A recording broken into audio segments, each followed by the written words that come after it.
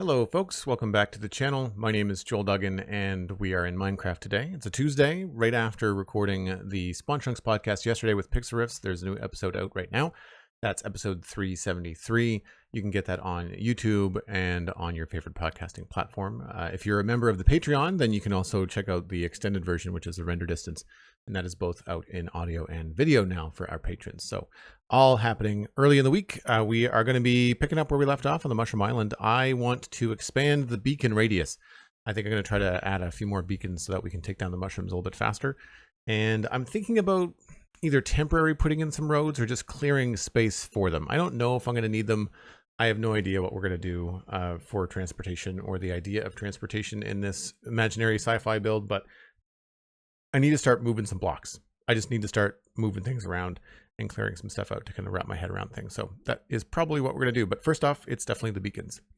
Cosmic Dancer, hello, welcome in. Dan and Blast Jordan kicking around. Both Dan and Blast have 10 stream streaks. You've been here for 10 streams in a row. That's amazing. Is that something that you have to turn on? Or is Twitch just like letting you know that you're a couple people that have been here for 10 streams? Because Cosmic Dancer doesn't have anything around your name, which I'm surprised about because normally you're lurking. So you'd think that Twitch would also say that you're here for a certain amount of time. Or do you have to like announce it? Like, does Twitch say, hey, you've been here for 10 streams. Do you want to let the streamer know? Is that how that works? You're supposed to be on your lunch, but work has other ideas. Cosmic. Take your lunch. You have to share it. Okay, cool. Cosmic has also been on a 10 stream streak. That's hard to say quickly. Signed Wedger 12, hello. Good morning. All right, we need to see what we have for beacons. I don't think I have very many.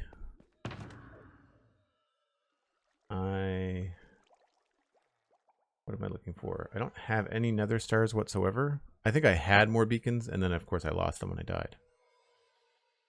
So we've got wither skulls. I can make 4 more beacons. Don't have anything in here. Alright. Looks like that is what the first thing is that we're going to do. Is going to get more beacons.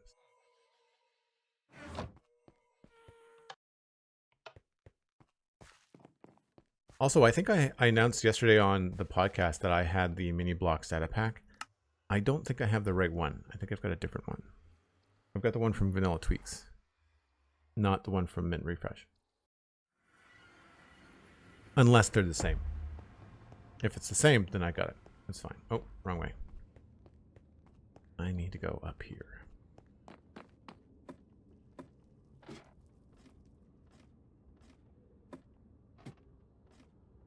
Kiwi Soda, thanks for the lurk. Appreciate it.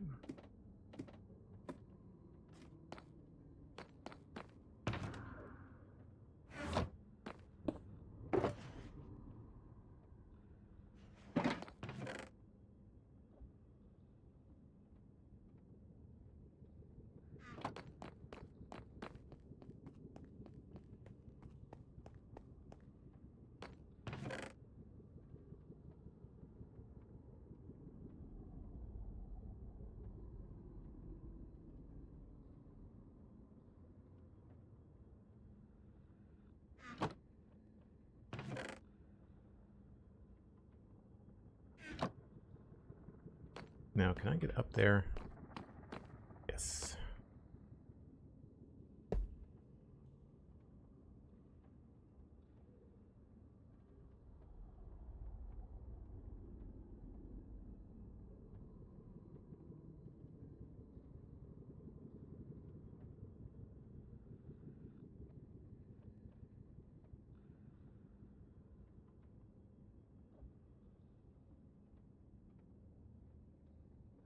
I wasn't counting. I don't remember how many that is. We're just going to put them all there. I'm assuming there's at least 23.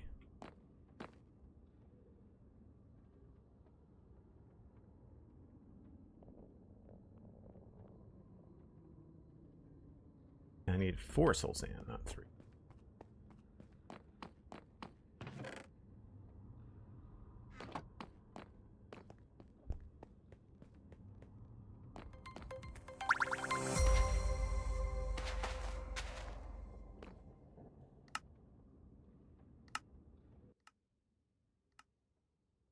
This is going to be loud. Why turn it down? Now we should just be able to let this thing go through the motions, and it should die no problem. I don't think I have to hit it.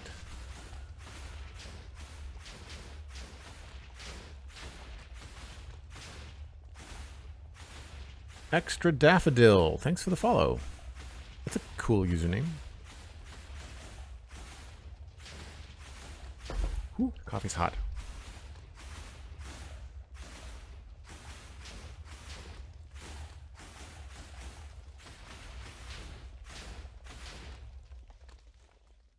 All right, so nothing happened to those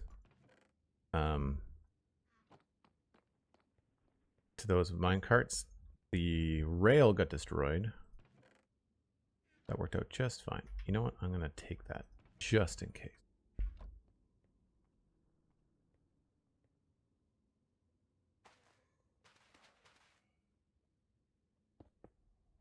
Again, sorry, there's very, very low volume, but I do not want the crazy explosions on stream.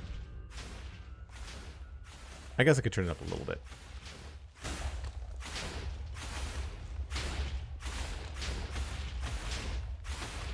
I do find it just really, really loud.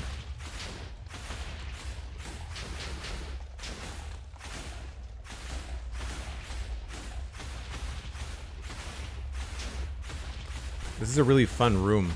I like the rib cage and the fog, the endless pit.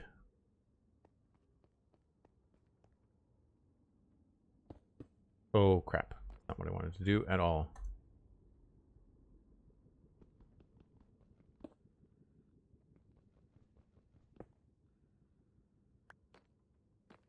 Right, they're just in here.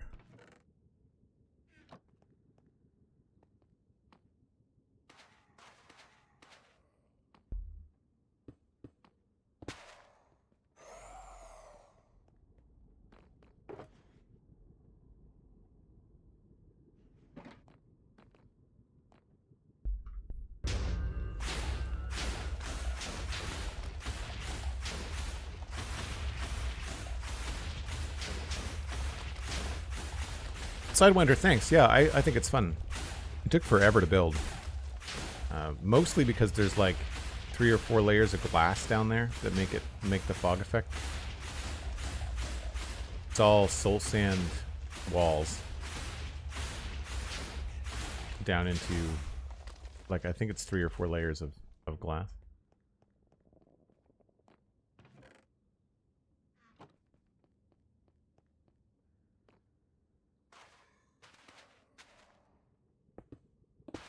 That's the last of my wither skulls, so we'll have to go get more wither skeletons if I want more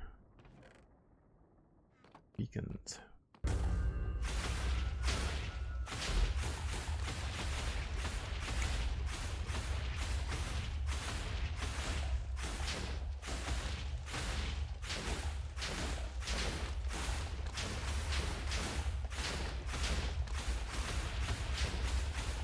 I think what I'm going to do is I'm going to use Mini HUD to create a beacon range so I can kind of place these new beacons at the optimal distance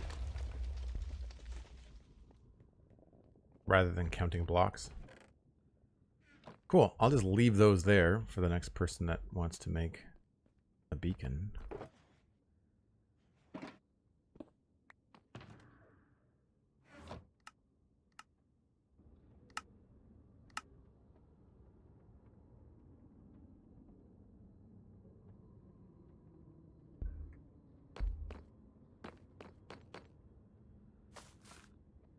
I think that's all I had to do around here.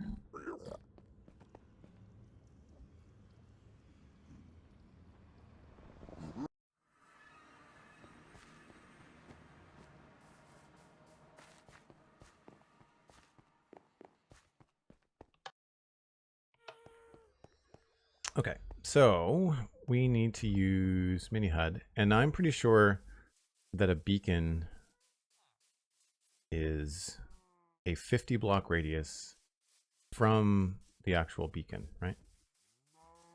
Here, I've got to look at the chunk before it loads in. So from here, it'd be 1, 2, 3. So it'll be a 101 blocks in diameter, I think. And unfortunately, I don't know why this is, but the map, the mini map mod that I've got, that's a cool effect. We could do some cool stuff like this, maybe, in our bases. That could be fun. So it says 52559, but it's 52558.5, which is important to note. I like that. I wish we could make beacon beams like different sizes. I think that would be cool. It'd be an interesting sacrifice. Like if you wanted to increase the range of the beacon, but then the beacon beam would also get fatter. But I think you could do some really cool stuff like that. I wish beacon beams also went horizontally. That would be fun too. Although I get why they don't, because they'd have to go on forever. Okay, so 52558.5. So we'll go into my settings for mini HUD. Shapes. I need to do a new shape. Add shape. Oh. Box. Line blocks. Sphere. These ones here, line blocks. Circle or cylinder? We want circle or cylinder. Add shape. Configure. Oh, it's going to grab where we're standing. That's cool. Y70. Radius. We want that to be 50.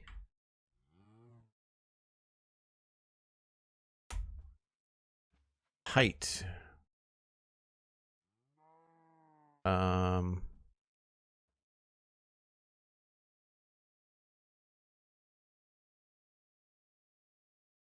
don't think it has to be super tall. Maybe 16. And what color do we want these to be? I guess we could just leave them blue.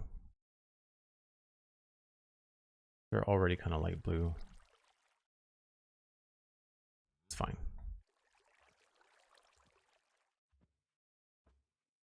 Layers all. Okay. Pass through.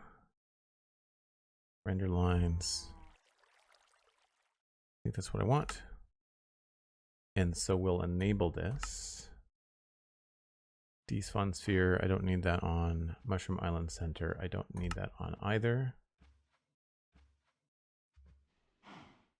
Now, we should be able to see when I turn on mini HUD. So there's the beacon. Now I can't see this from outside of it. I guess I could use my camera mod to see. So there's the beacon range.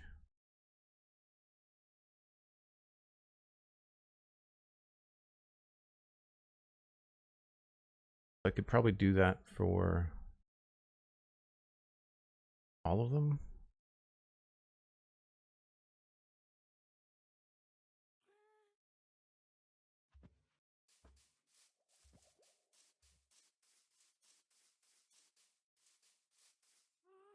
Oh, beacons of a square area have that effect? Okay. I didn't know that. That'll make things a lot easier.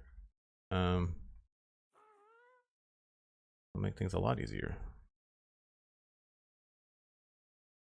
I think it was Control H, Shift H. One of the buttons I had.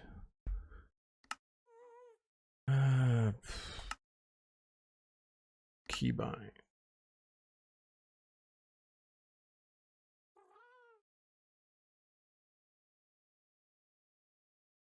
I thought I had mini HUD on a hotkey.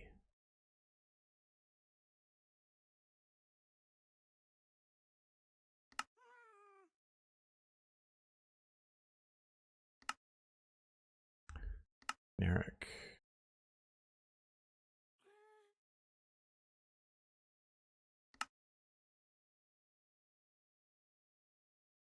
H.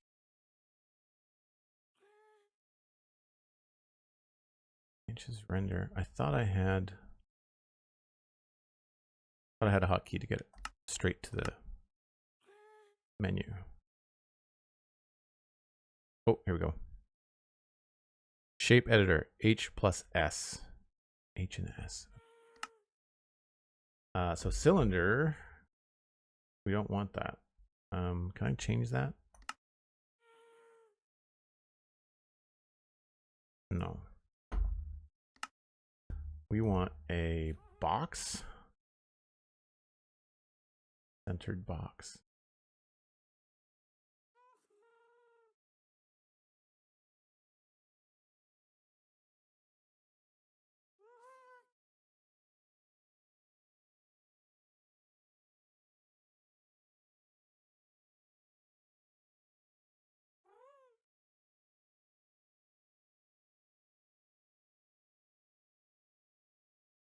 I don't know what the difference between a box and a centered box is.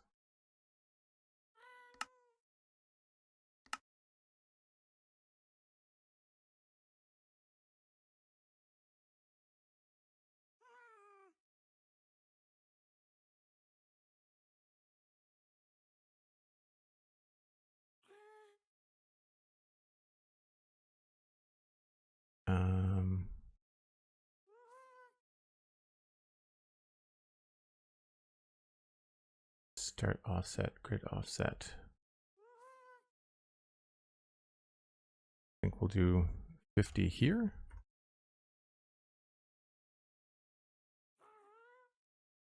We'll know quickly if it looks right. I'm going to change the color to something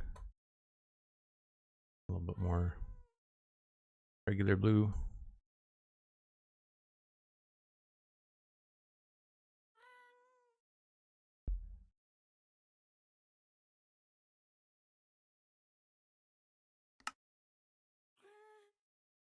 Oh, it put the corner there. That's not what I want.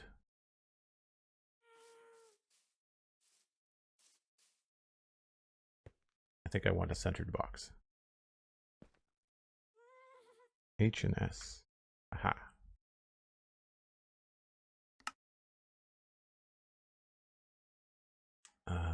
We'll go centered box. Turn that one off.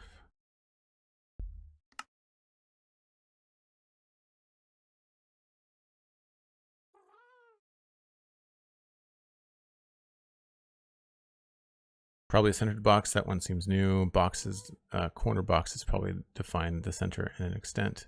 Grid size is how the sides are subdivided. Okay. So depth is 50. You can see it happening in the background behind me, but I can't actually see it. You can see things changing.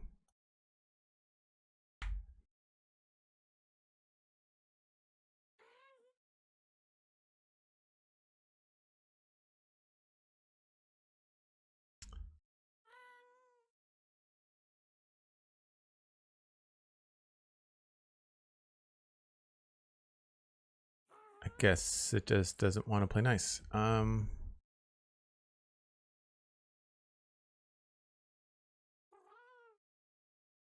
Hopefully that's right.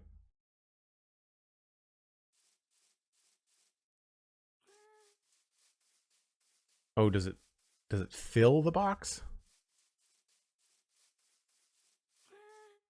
I don't want it to be blue inside. Oh no, this is because of the way that it looked in the shaders.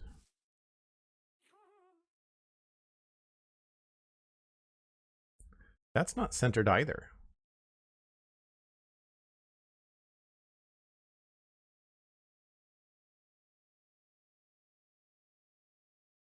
Interesting. Let's try.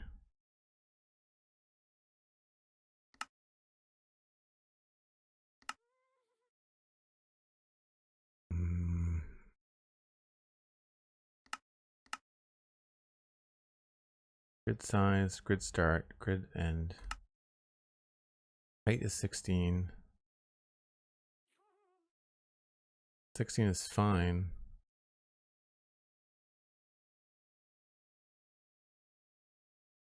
Maybe I just have it on the wrong coordinates.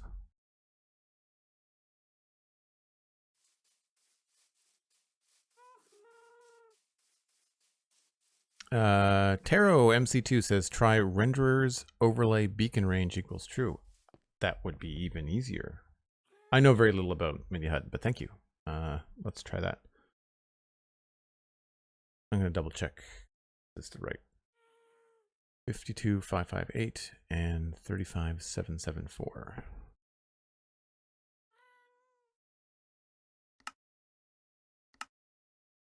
$52,558. That's what was wrong. Okay, so it took my current position, and then 35,774.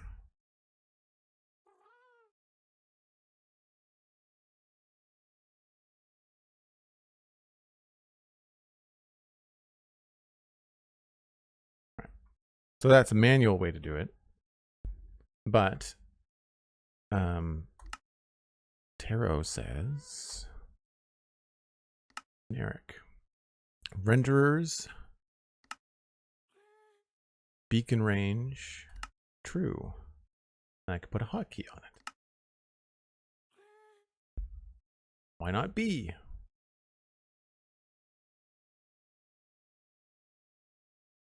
We'll turn off the shapes.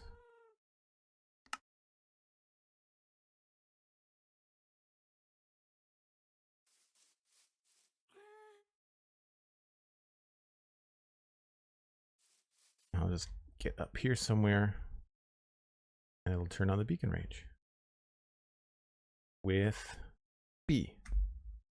Cool. Thanks, Taro.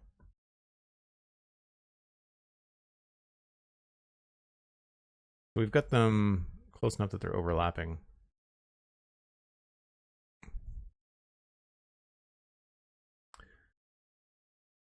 So I'm probably going to want to go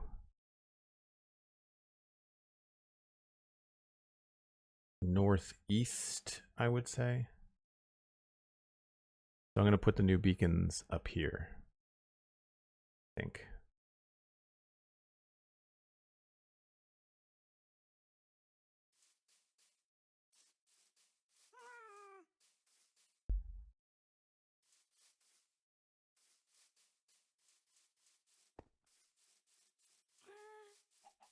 Mint Refresh, hello.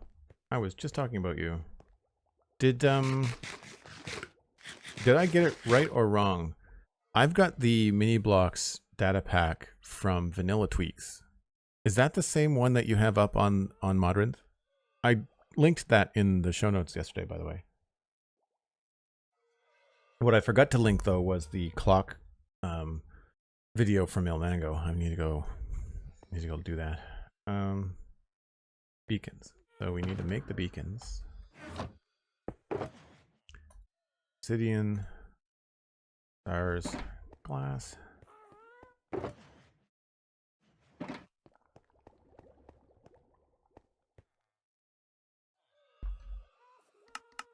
4 beacons.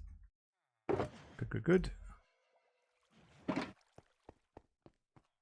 The Vanilla Tweaks mini blocks are silent as far as I know. Only the mob heads make sounds. Okay, so I need to switch out the data pack on the Citadel then, because I want to mess around with the one from you. It wouldn't have made any difference because I've never tried to do anything sound related with the Vanilla Tweaks one. So even if I had yours, I would have never used it anyway.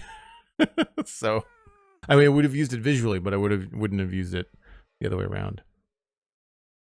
No, I saw the little tag in the email. The fact that you were self-conscious about advertising in the email was enough for me to be like, that wasn't the intent, right? It's when people go to their way to mention like their YouTube channels and all that kind of stuff that we just drop that stuff out. We just, I'll edit it. I also edit it, even if it's a perfectly fine email, I will edit the emails so it's easier for Johnny and I to speak out loud, because sometimes reading an email silently and reading one out loud is different. I'll also do things like replace.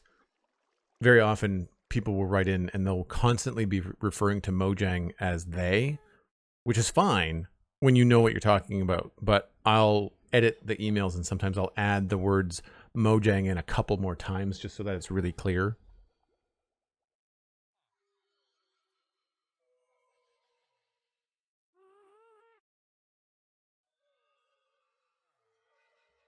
Mini blocks you already have will stay the same if you switch out the data packs. I would maybe even just, I guess I can't have both. I'd have to add, I just have to have the one. But yeah, that's cool that it'll stay the same. I'm happy about that. I could have sworn that they had custom sounds for all the blocks on Hermitcraft, but maybe I'm thinking about the custom records that they have. Maybe that's what I'm thinking about. I need iron for all of the beacon platforms. Don't think I have other iron blocks in here. And I'm going to need some shulker boxes because I'm going to have to dig down. I'm going to need some blue glass. Light blue glass. And I'm probably going to need to bring a sword and a shield in case I run into caves and other nonsense.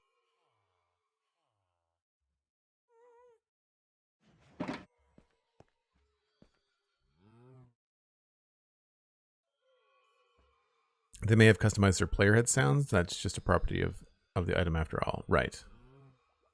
The killer, currently we're adding more beacons. We're adding more beacons to the surface so I can take out more trees quickly. Something I kind of want to add is a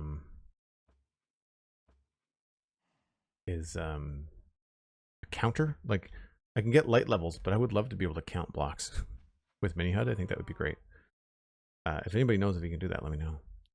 So unfortunately, we still do have to count. I think the thing to do, because the beacons are boxes, I want to make sure that these are the right width apart. 1, 2, 3, 4, 5, 6, 7, 8, 9, 10, 11, 12, 13, 14, 15, 16, 17, 18, 19, 20. 1, 2, 3, 4, 5, 6, 7, 30. 1, 2, 3, 4, 5, 6, 7, 8, 9, 40. 1, 2, 3, 4, 5, 6, 7, 8. So it's only 48 there. I mean, I'm not moving these, so I'm probably going to keep them in the same line anyway. I probably did that on purpose so that they were overlapping. 1, 2, 3, 4, 5, 6, 7, 8, 9, 10, 11, 12, 13, 14, 15, 16, 17, 18, 19, 20, 2, 3, 4, 5, 6, 7, 8, 9, 30, 1, 2, 3, 4, 5, 6, 7, 8, 9, 40, 1, 2, 3, 4, 5, 6, 7, 8, 9. Crap. That's annoying.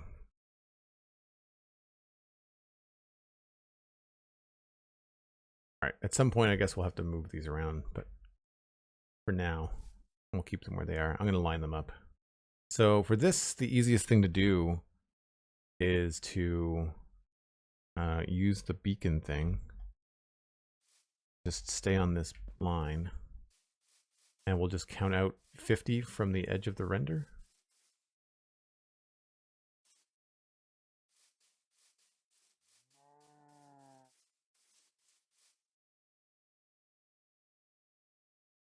Green is not the easiest thing to see.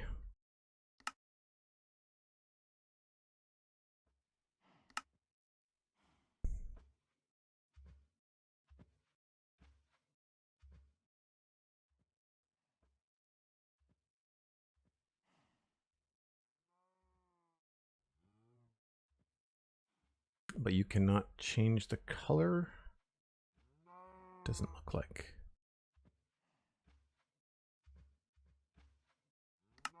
Oh, there we go.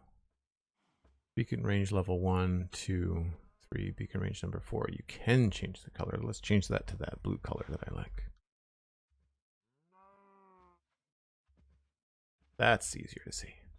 So from here, I should just be able to count out 50 and then drop the beacon. 1, 2, 3, 4, 5, 6, 7, 9, 10, 11, 12, 13, 14, 15, 16, 17, 18, 19, 20. 1, 2, 3, 4, 5, 6, 7, 8, 9, 30. 1, 2, 3, 4, 5, 6, 7, 8, 9, 40. 1, 2, 3, 4, 5, 6, 7, 8, 9, 50. Right there.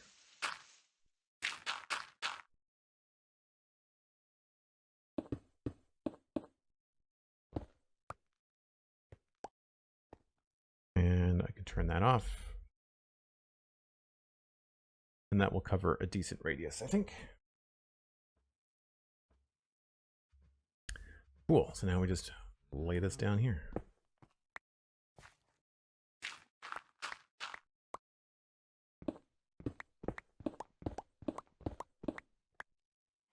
I didn't look to see if there was a lush cave there and by. We might run into something.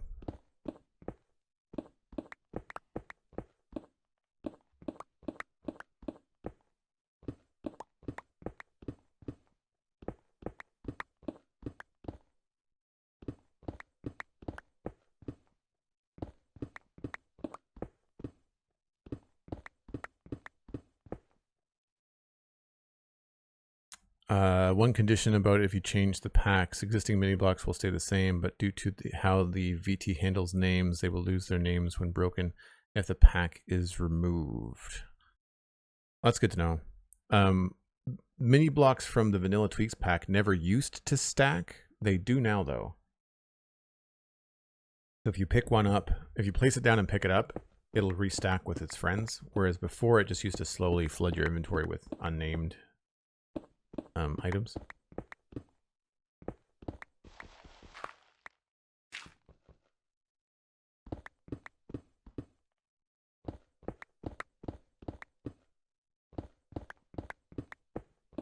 Oh, was it a vanilla fix? So it wasn't a data pack thing. It was actually a Minecraft change.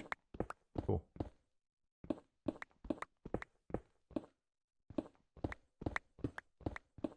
We have found one of the few places on this island that's just solid.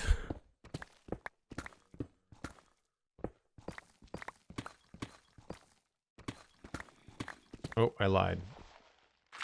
No sooner did I say it.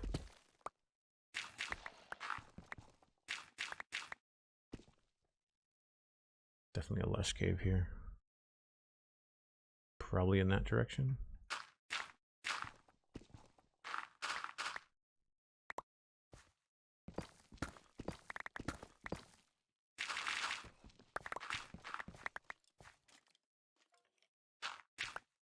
I can hear a zombie and a skeleton.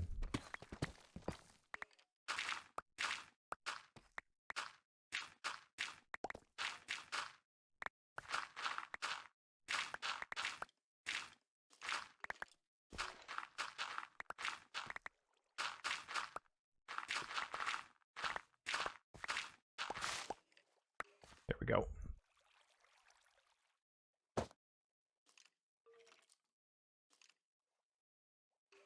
So dark.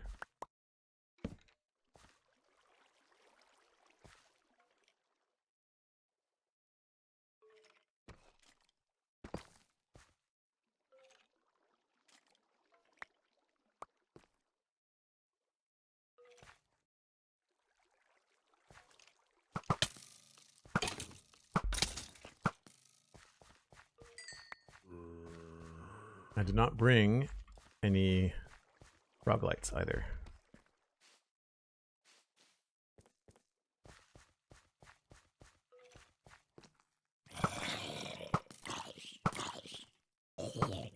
This is good though. We're looking for little pockets that I can potentially use for farms. So let's back down there, and then we'll go back up the hole, and we'll get some frog lights.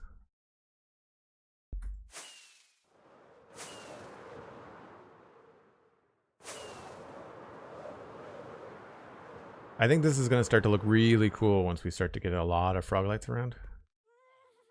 Frog lights.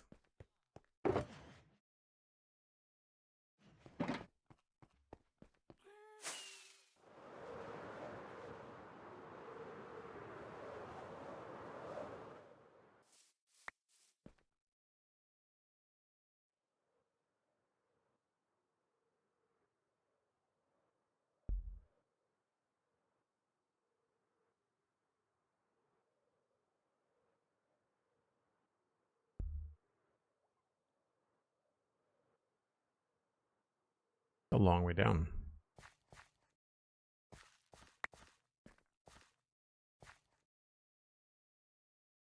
Seeing as this is the only entrance I know of to this cave.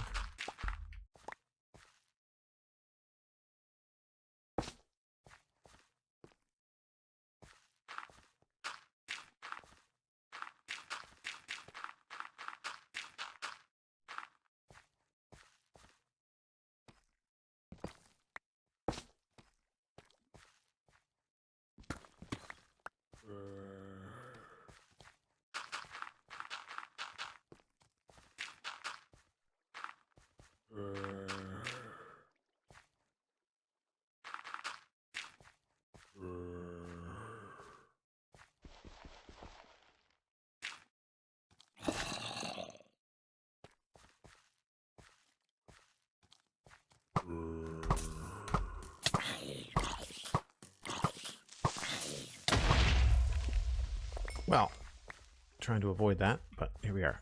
Okay. I can just put you here.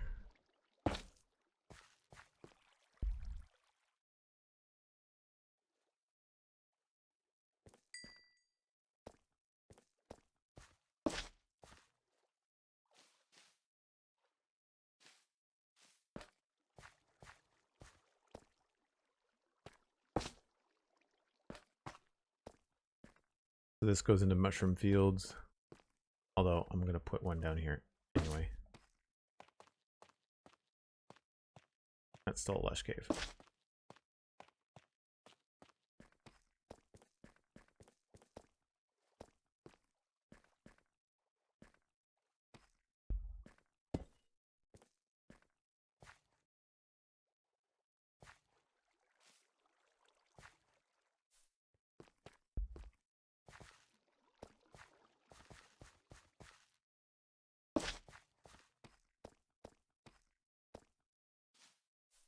This is kind of a big cave.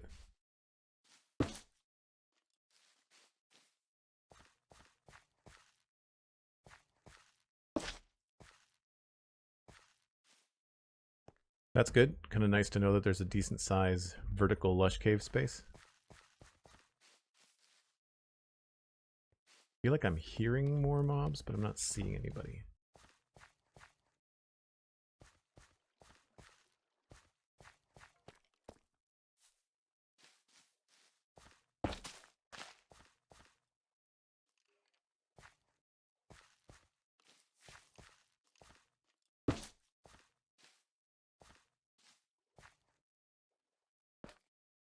Unfortunately, these lush caves can be really tiny.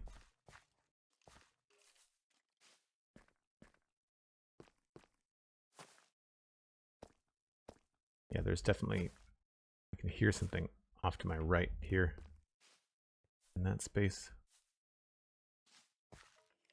But this is another decent size area where we could have a mob farm or something if we needed to spawn certain things. Just vertically, that's enough spaces for a few platforms. And then depending on how far the lush cave biome actually is, it could be the lush cave biome can go well into the ceiling. Oh, speaking of, maybe I can get up there. Do I have any scaffolding? I don't think I do. I forgot to bring it. All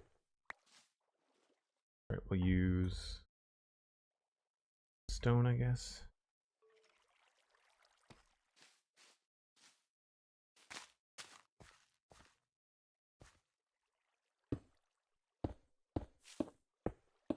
Obu subscribing at tier 1, 46 months. That's amazing. Thanks so much, Obu. Appreciate the support.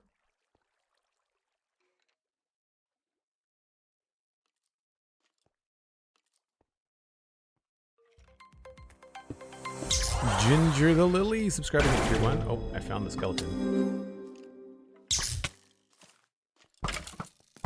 And a creeper. Gotcha. That was hairy. Let's pillar into a dark cave and read the chat room at the same time. That seems like a great idea. People wonder why I die.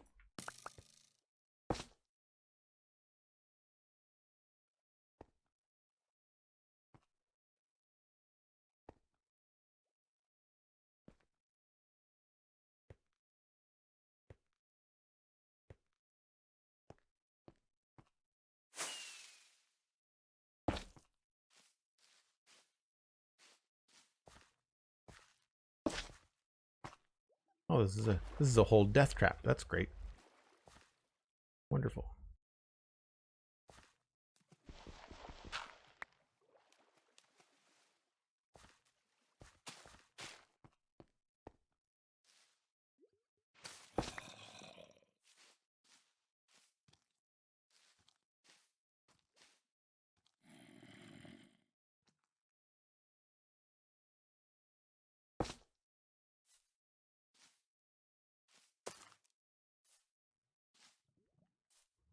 This is one of those deep, narrow chasms. This is all lush cave. Holy crap.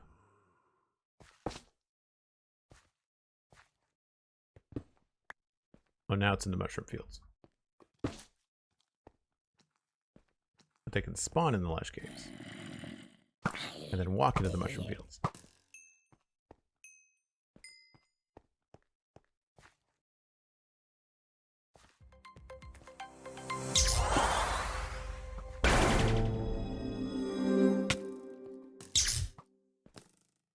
Where are you?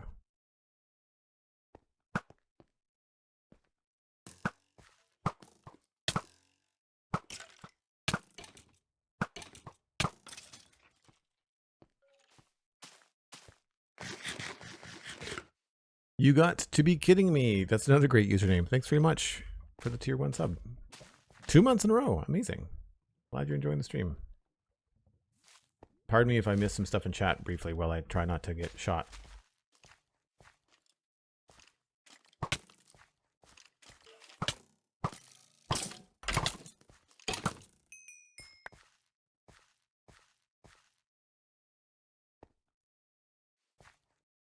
Something I've never liked in bow mechanics in any video game is that I never seem to be able to fire the bow as fast as I want to be able to.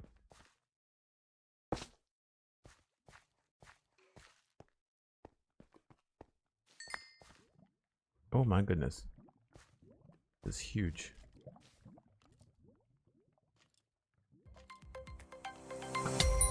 Where did you come from? There you are.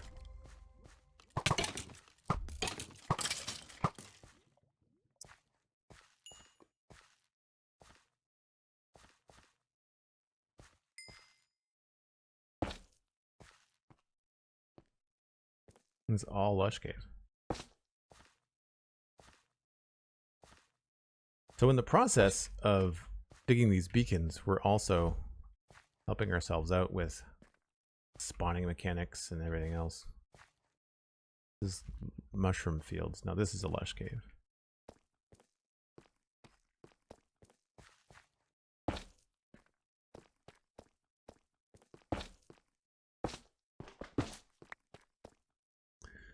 Ginger the Lily using 200 bits. Thanks very much. That's a hype train. 4 minutes and 4 seconds left for folks that want to jump in.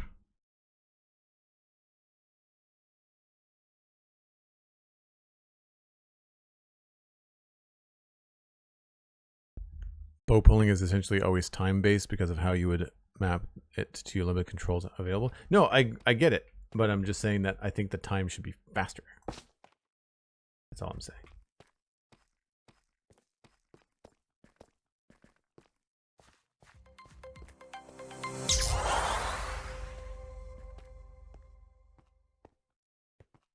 I don't know, maybe I should be switching to a crossbow.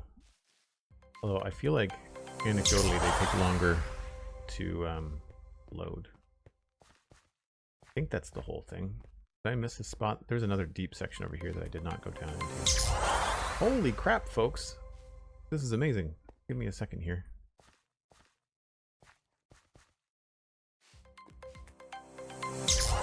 Oh no, I think I went down into this. Yeah, I did. Okay, cool. Now the question is, can I get out of here?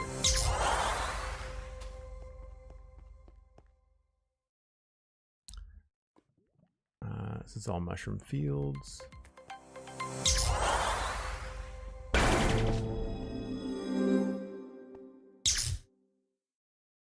That looks like lush cave to me. All right, I think we're okay.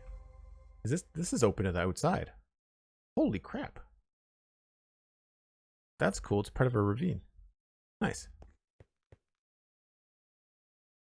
What do we got here? We got Dalara gifting 5 subs. That went out to Akumu HS, Edward Seasick, Vixen 5170, Pseudomim,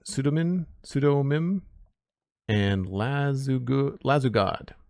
Thanks very much, Dalara. Really appreciate that. Sorry about the username butchery. Abby's B, thanks very much for the follow. Is it me or did those gift subs go one at a time?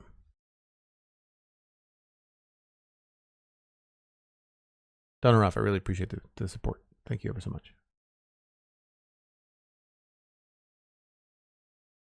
You have the choice in Minecraft between speed and crossbow. I think the speed, I think the stun locking on a crossbow might actually be worth exploring. I haven't used them much. So we're still in Mushroom Fields, but I'm going to throw down some lights in here because down there very much looks like Lush Cave. Oh, still says Mushroom Fields. Weird. Oh, there we go. Lush Caves.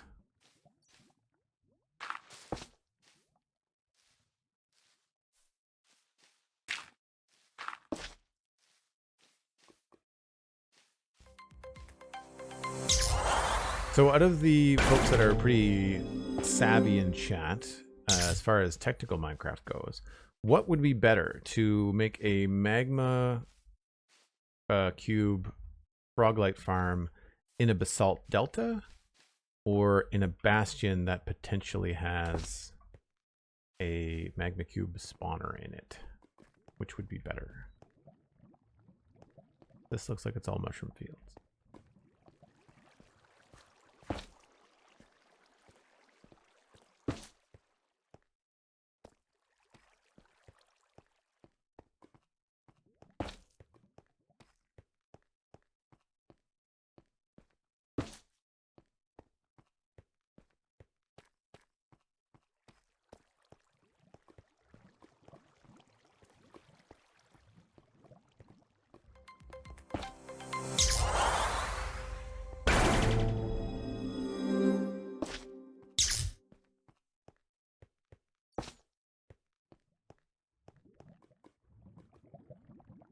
You know, I might just block that off.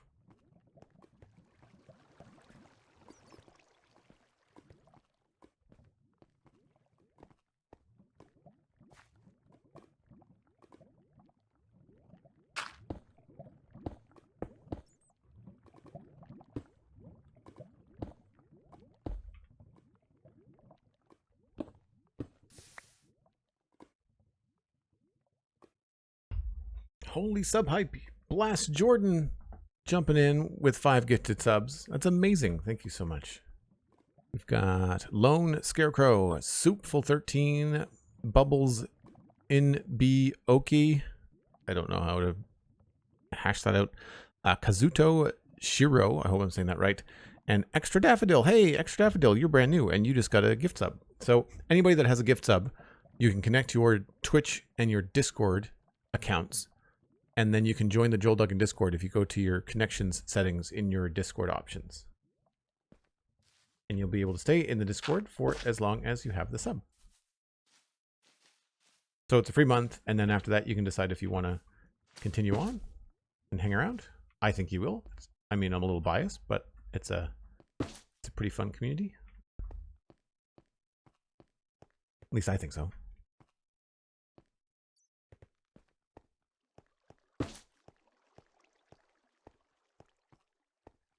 I know these are mushroom fields, but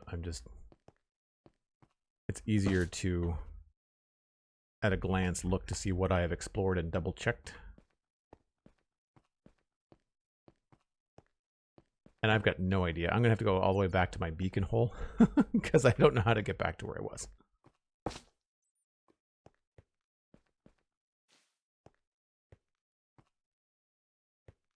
That is more than likely just mushroom fields. Okay. So we will go to where the light was coming in. And now that it's nighttime, I'm not going to be able to find out where that was. Crap. Was it over there?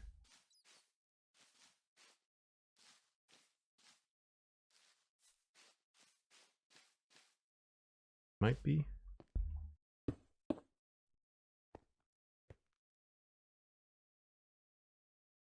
No. I'm not seeing any moonbeams.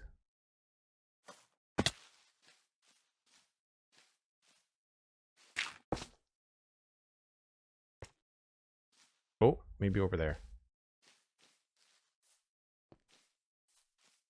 Aha, got it. I found the outside. Funny enough, I was right underneath it.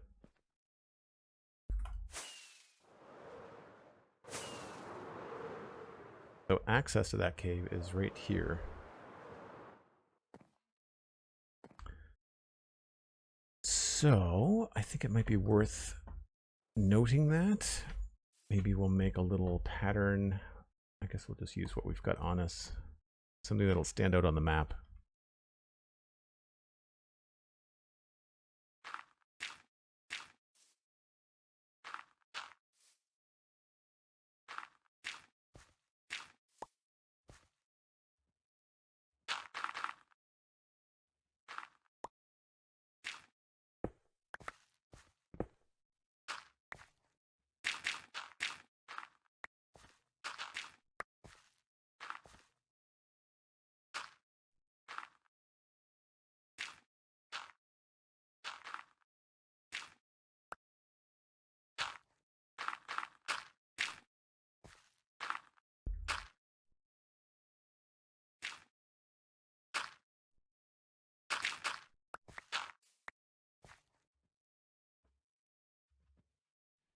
Yeah, okay, cool. I'll remember what that leads to.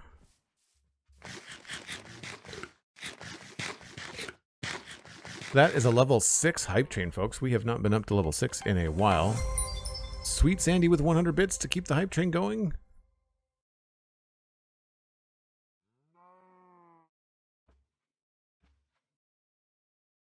Thanks so much, Sandy. Appreciate it. Very cool. Treasure train success. So it was a treasure train.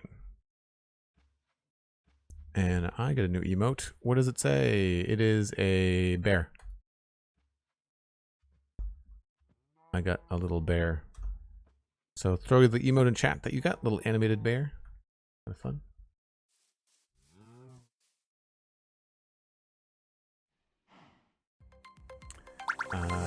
I need to find that other beacon spot again.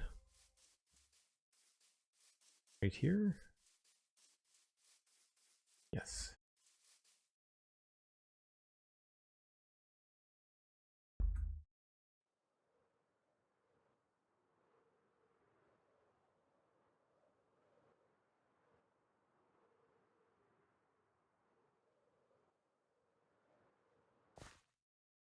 Stream time has just reached an hour. Cool. I will get myself down to beacon level before I take a break. We're close.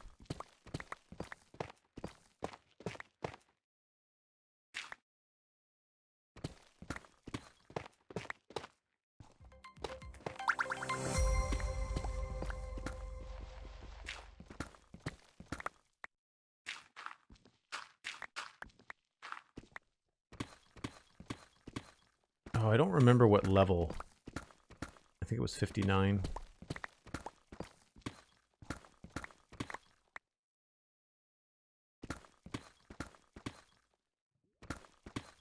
I think that's where we put the other beacons, was level 59.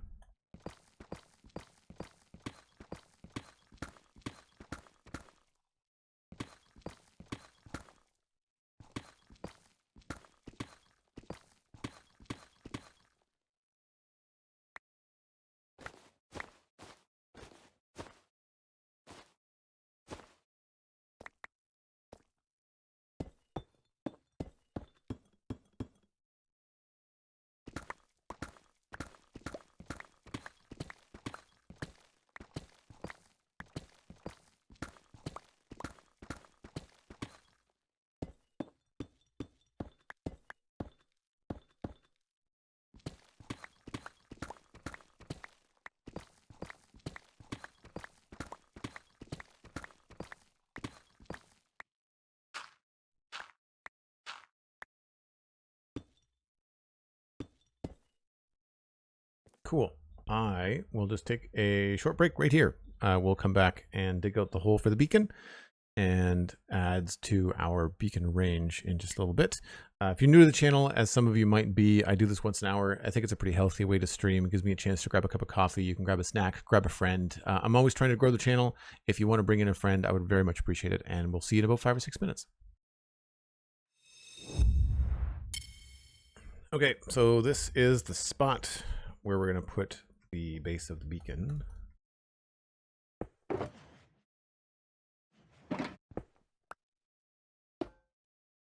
We've got to dig out all the spaces around this. 1, 2, 3, 4, 5.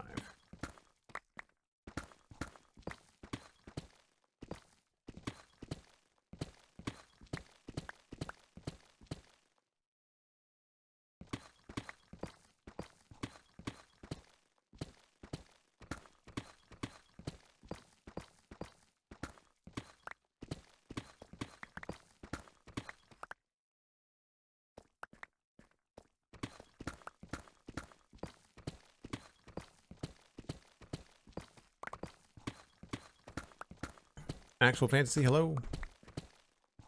Thanks, Andy. Now, unfortunately, this will not go as fast as we want until we get a beacon set up.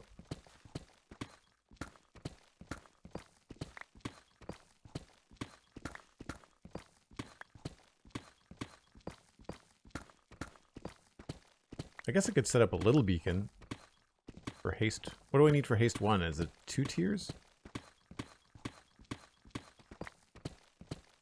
That would be a strategy. 1, 2, 3, 4. One more.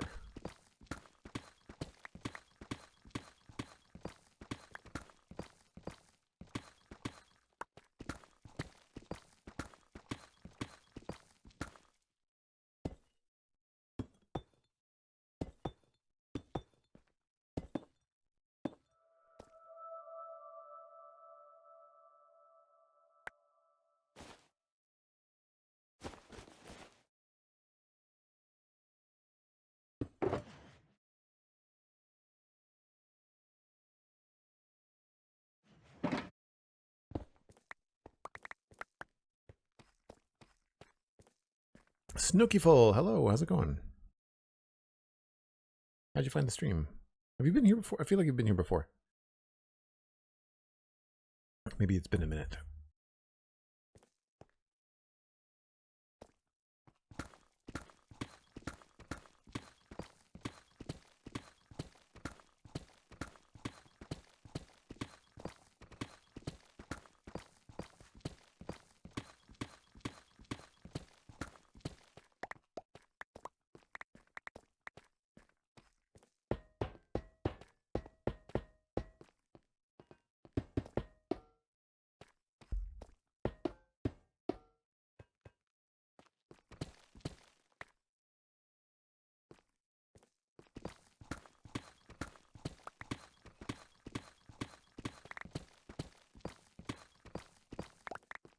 Hear it a lot, but a long time ago, it feels like it's kind of fell into ultra running for a bit. So free time was spent running, not gaming. Ultra running. What's ultra? Is that like marathon, but then some? What's ultra running?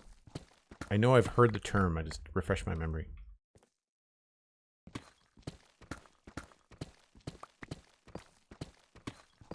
Well, welcome back. Appreciate you popping by.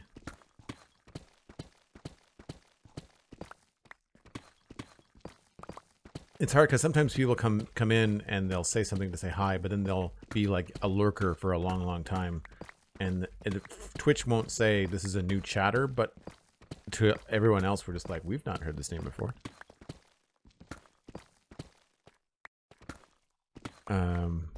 Connected iron block texture, good fit for sci-fi. Yeah, I think that's a vanilla tweaks thing. Or it could be part of fusion. I had to switch from continuity to fusion. So it could be part of fusion. 1, 2, 3, 4. 3, 4.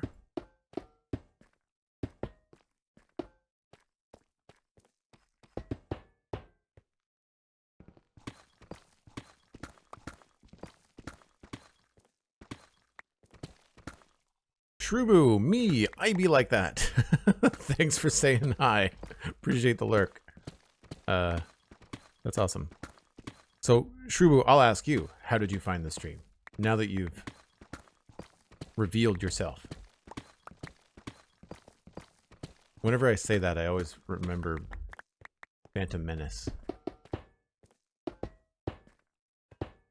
The lines from Sidious and Darth Maul. Whoops. I'm probably going to have to go back to the iron farm to get more iron. I don't think I have enough iron, or I know I don't have enough iron in this shulker box for 4 beacons.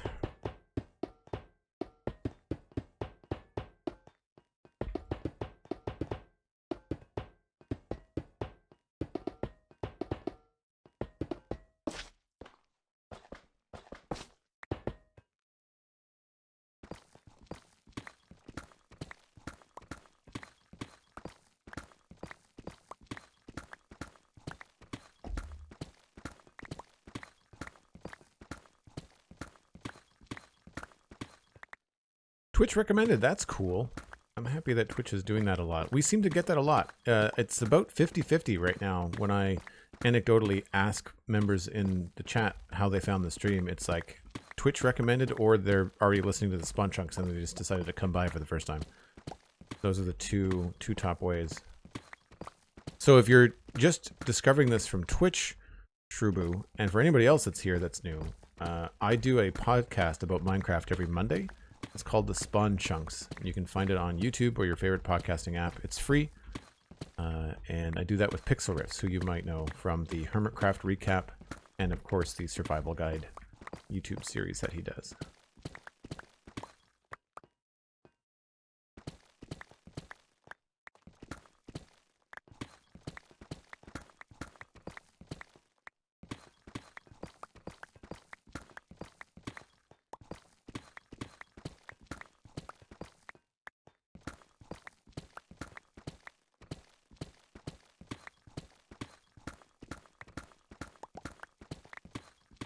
I'm wondering if I should change the colors of these beacons. Should I change them from being light blue? Maybe I should start to, as we get farther and farther out, maybe I should start making them different colors. Should we go darker? To like a navy blue?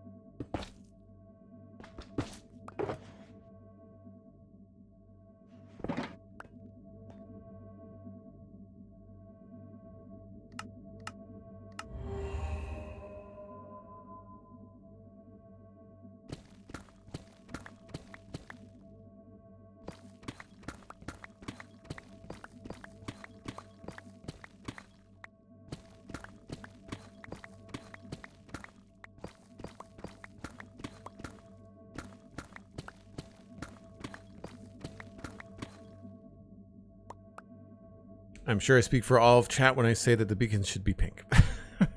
This is my shocked face, Cosmic.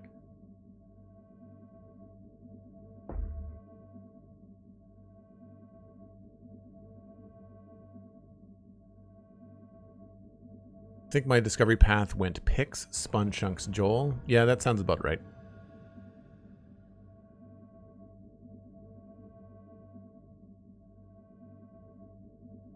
Mint Refresh gets 10 points for Star Wars quotes. Well played.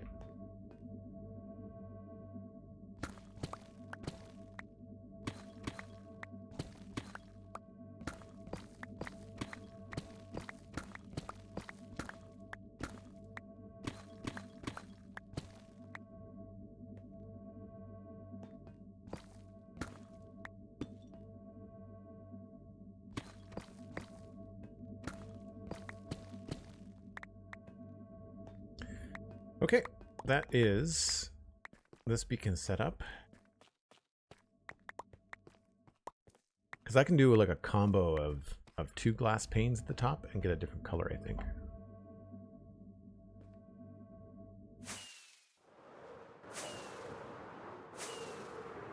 That is a long way.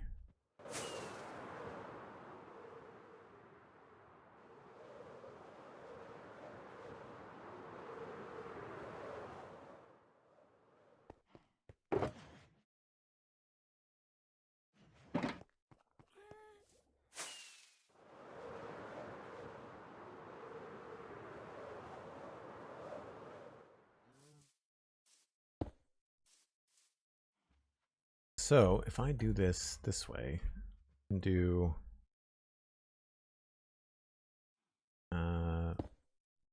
that glass, but then I can also do, oh, it doesn't combine it.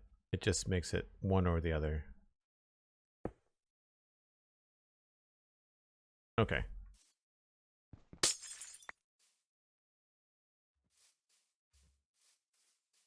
That's fine. Maybe we'll go darker.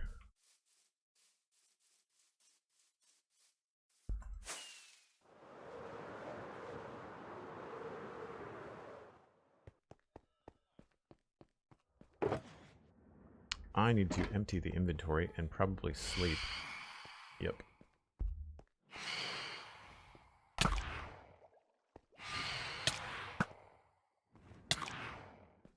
Do they actually bite you?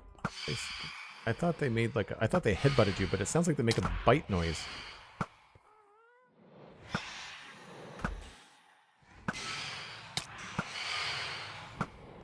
It's a lot of phantoms.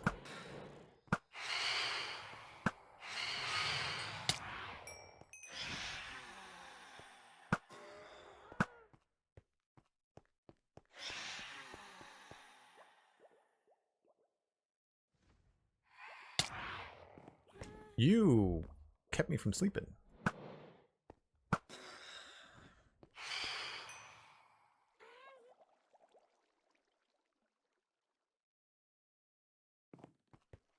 Beacon color makes it a bit weird. If I recall, the first one sets every additional one takes over the color below of the pink color. Yeah. I thought I was going to be able to treat it like leather dye.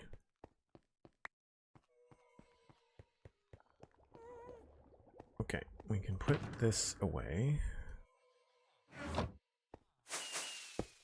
I'm not sure what we would need slow falling potions for, but we've got them if we need them.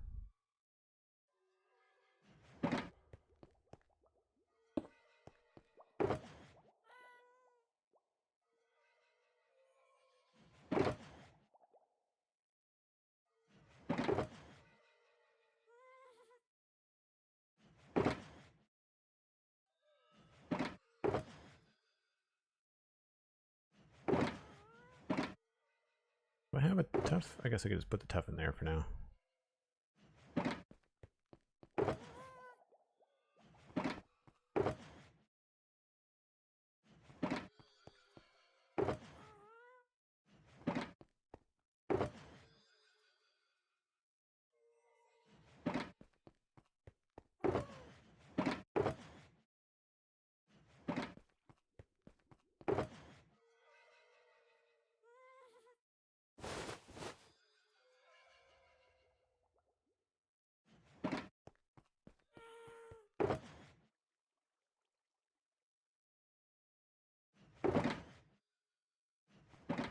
Some really weird odds and ends.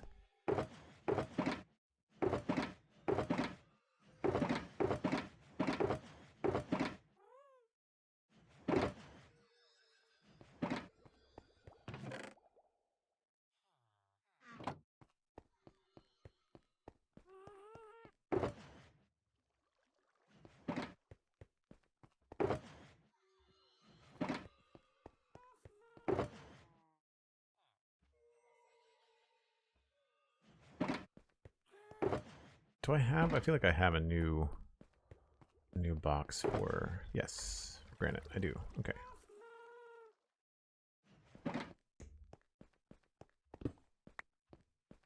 All right, something I think I might do to change the pace a little bit is to switch and take down some mushrooms while we've got the new beacon, and then I can also put down other beacons, but we'll not do them all in a row just so it's not such a monotonous dig straight down light cave repetitive situation. Both for me and for you.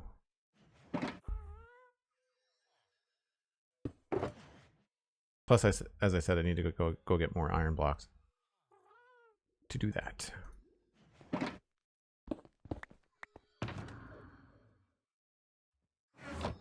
And I'll need these.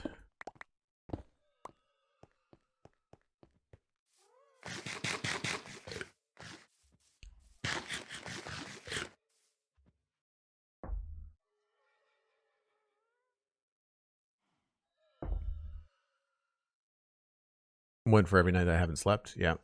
There was like 4 or 5, maybe.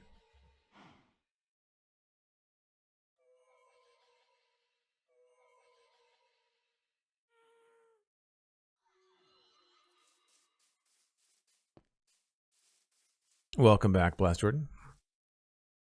I guess we'll go over here. And so now I can actually use this to show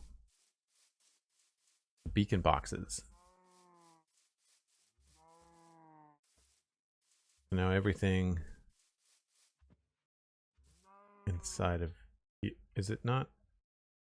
That's weird. Is this not showing the box for this beacon?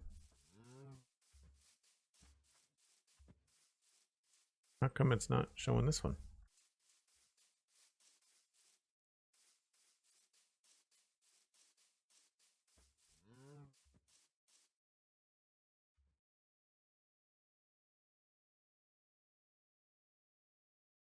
That's odd.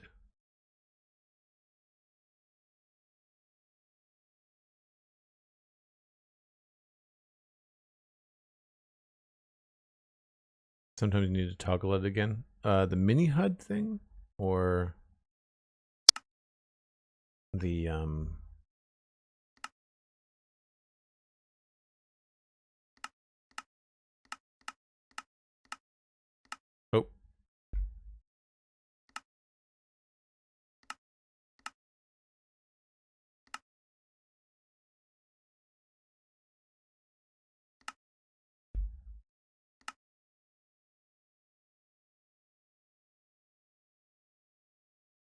Or I have to toggle the beacon? Means I have to go all the way down to the bottom? I'm not doing that.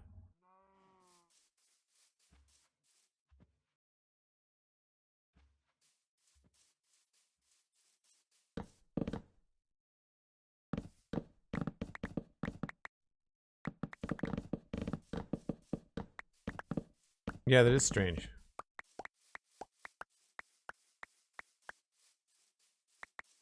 The only thing I could try would be, is it Control R? Nope.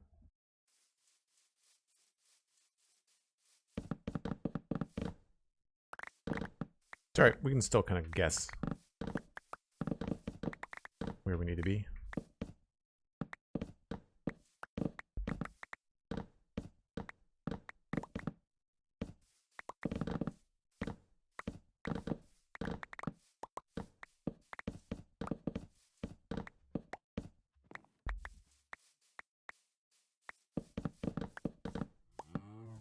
Cal, you're picking a very peculiar place to stand.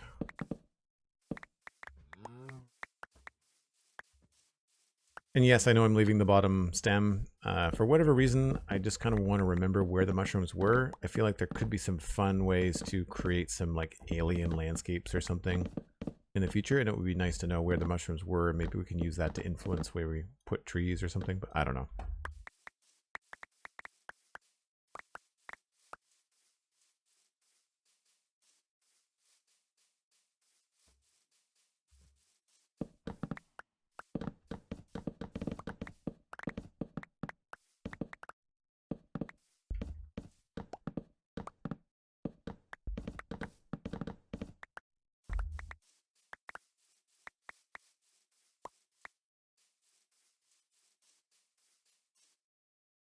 That is a giant hole. I'm sure that just connects to where we were.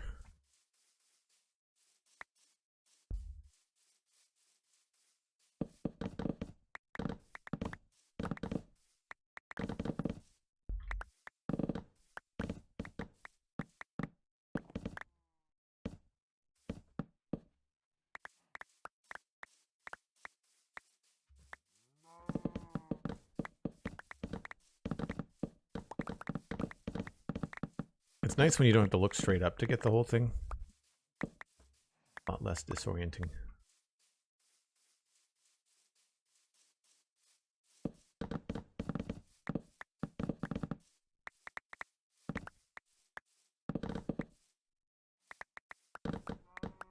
Ginger, you're not allowed to have bacon anymore for a year? What crazy rule is that? I question your life choices.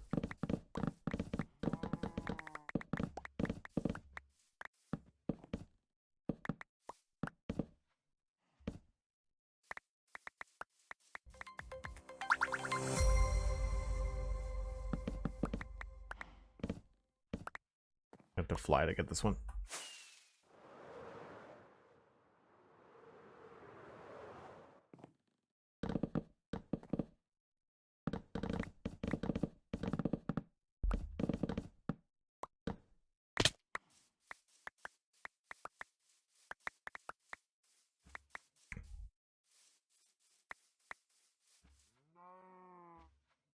Oh, you're on a restricted diet. Okay, well that's different. For a minute I thought you were making the choice willingly. That sucks. I'm sorry you have to have such a strict diet that you have to eliminate things like bacon.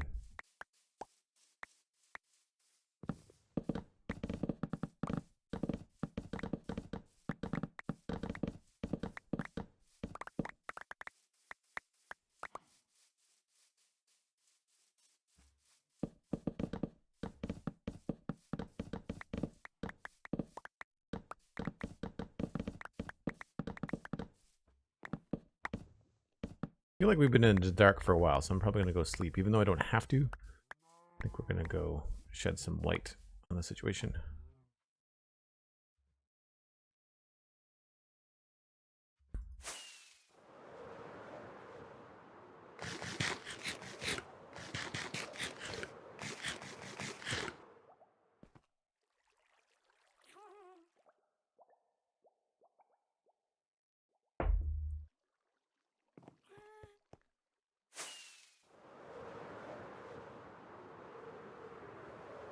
I think we can just cut a path straight back towards the main area. I think we'll have to make a large amount of effort for the removal of mushrooms to start to feel like it's affecting the landscape. I also need to remember that I want to pick these up too.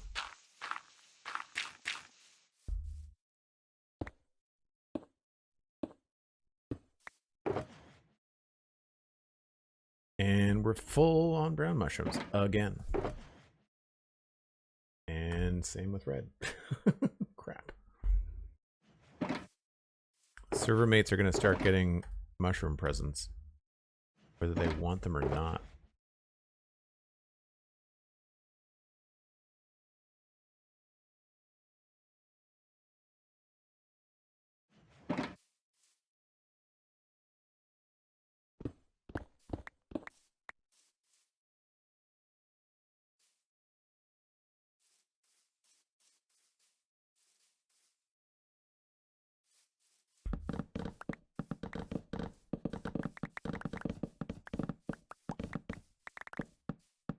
I don't know whether Alistair needs any mushrooms. Can you use mushroom blocks as fuel? They could at least use them for that.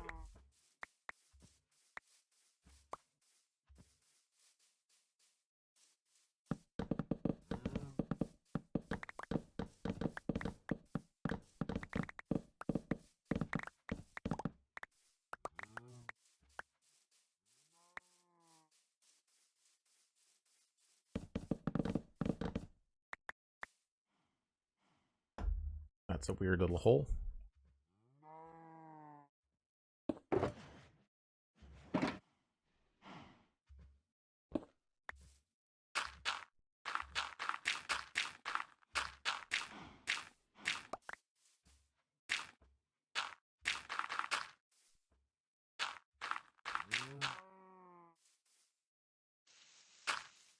I've sealed their fate.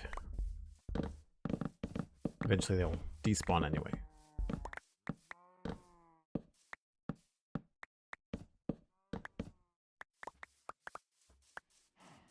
I'm not sure what, if anything, I want to do with all of the mushrooms. I don't want to get rid of all of them. I guess I'll just move them somewhere. I could make a steak farm, I guess. But I do mostly golden carrots for food, so I don't really need steak. Don't really need milk either.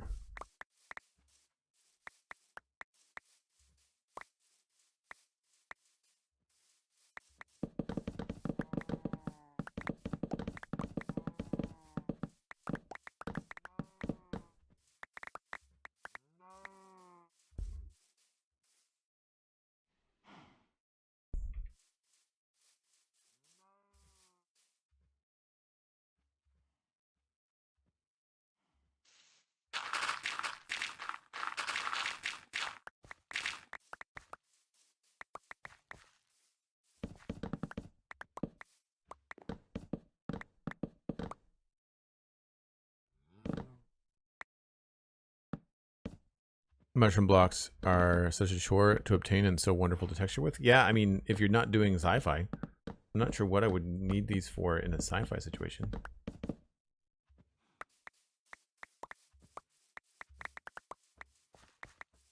Like a build? I can't think of anything. It's one of the restrictive things about building in this style that I'm noticing as I've been thinking about different builds I want to do is that there's not a lot. Most of the textures in Minecraft are very organic. You know, there's only a couple of woods that will work.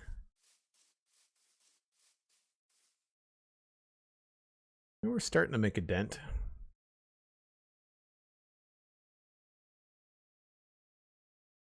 Well, since we're right here, I'm gonna go switch out the shulker boxes. Can you grow the giant mushrooms? Yep. Bone meal. Bone meal will do it.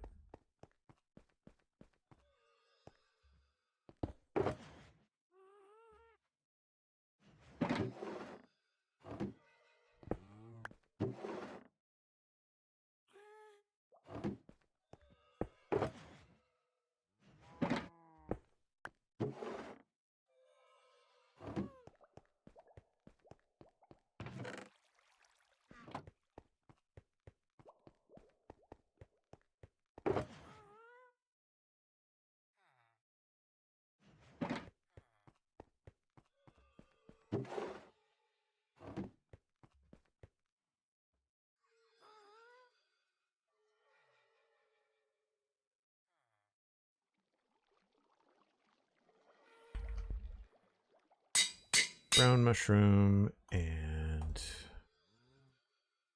red mushroom.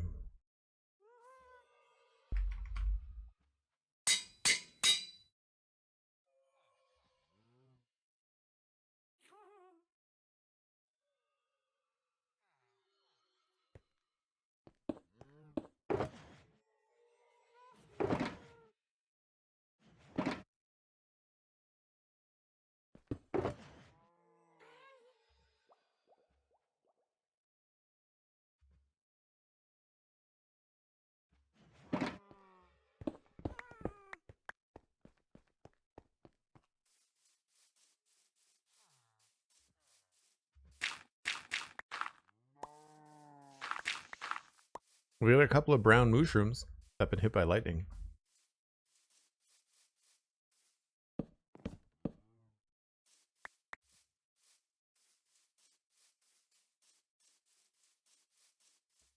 I think I normally do this for like 2 Minecraft days. So just like 10 or 20 minutes. once a stream, just to slowly poke at it so it's not a monotonous thing.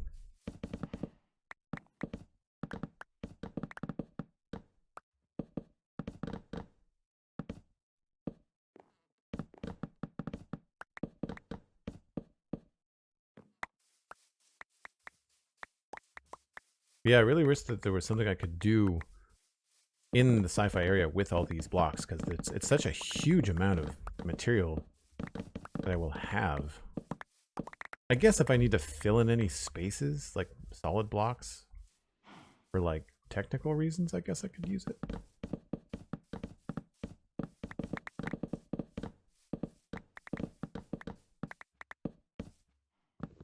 I mean, maybe the brown. We might be able to use the brown mushroom for a texture for something. I don't know what that would be, though.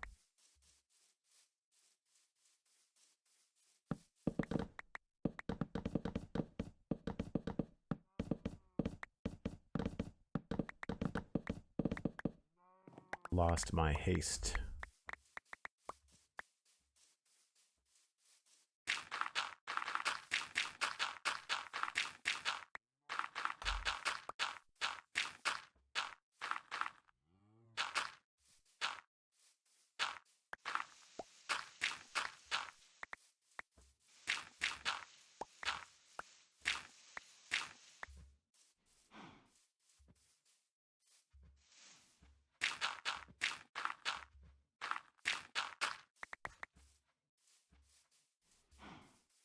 There we go.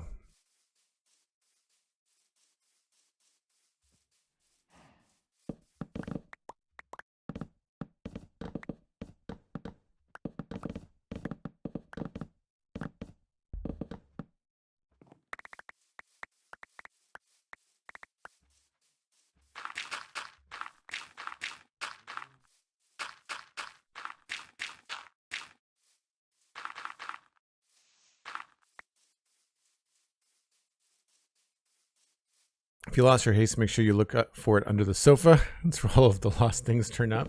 Yep.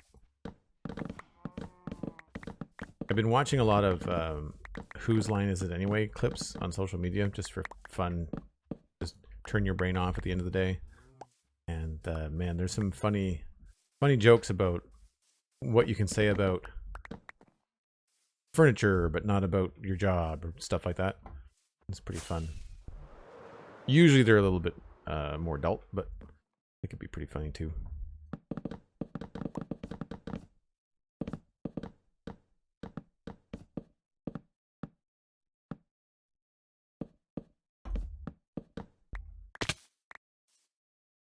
Oh, come on. That was one of the tallest red mushrooms I think I've seen.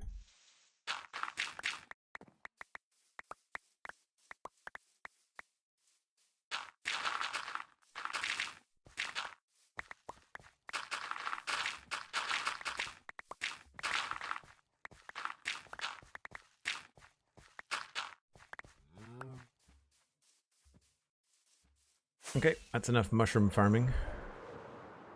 Done our duty for the stream.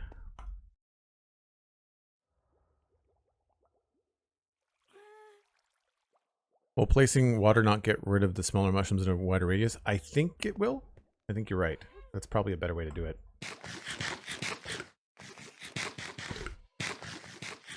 I just always forget to bring it with me. We can test that right now, actually.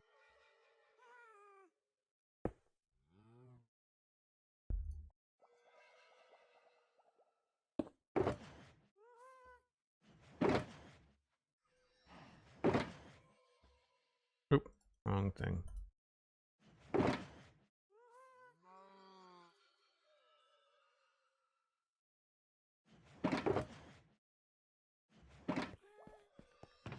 I should maybe just make a single shulker box for mushrooms.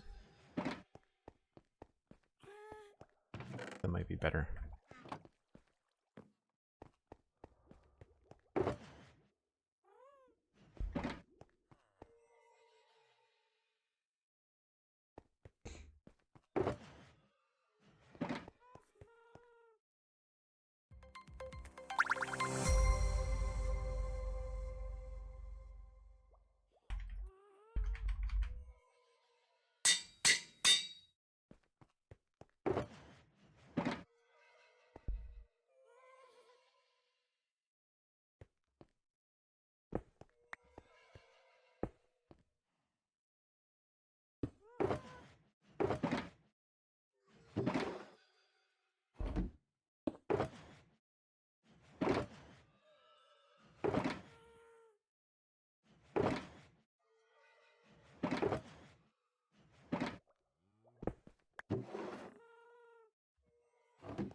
No, they're just solid. Nice. Let's grab a bucket and see if this works. I'm sure it will.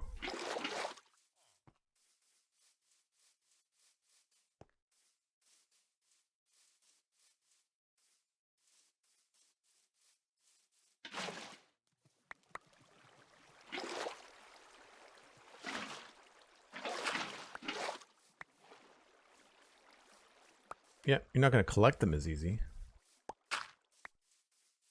But it's certainly going to get rid of them faster. The problem is, it's not going to do it very well on uneven land. It'll do it great on flat stuff. Like here, I'd imagine this would be great. Much easier. You just have to be far enough away from the edge. Because otherwise the water is just going to detect the edge and go straight for it. Right?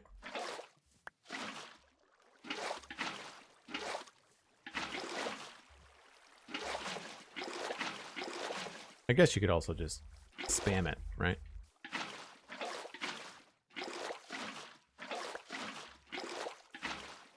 But I'm not sure. I feel like it's certainly not as annoying.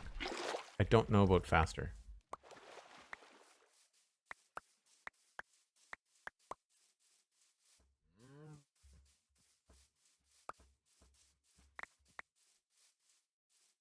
Are the shulker labels client side? Yes, that is a client side mod. Yeah, you don't need to have it on both.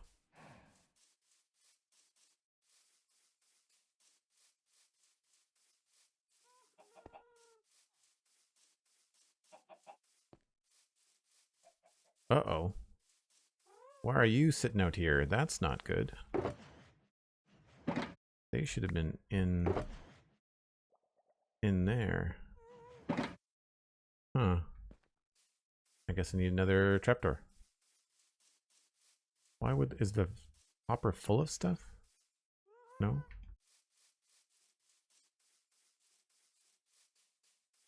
Well, that might be another reason why we're not getting a lot of yield from our geode.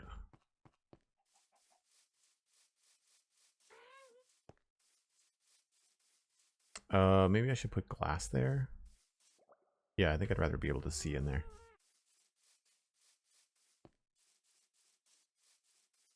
That has to be some server-side component?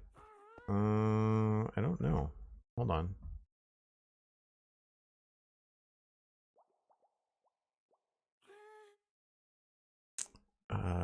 Drive, Minecraft.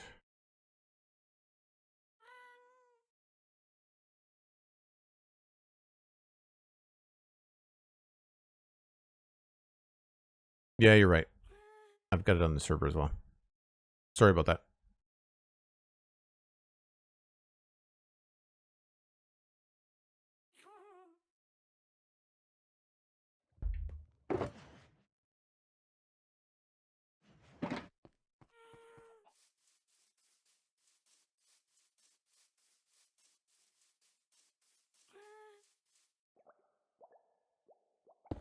Oop, completely missed. I didn't think that that would overflow like that. I thought that the hopper would be able to catch everything. Lord Andy, what happened? The crystals were hovering on top of the shulker box instead of being inside of it. I think the momentum from the water elevator was pushing them out past the hopper for some reason, which is weird. I didn't think that was a thing that could happen. I am misclicking everything today. A lot of brown mushrooms. I don't know what I would need brown mushrooms for, but... Alright, I guess we'll throw in the other beacon. And I guess I need to find... This beacon just... All the beacons just stop rendering from time to time. This is annoying.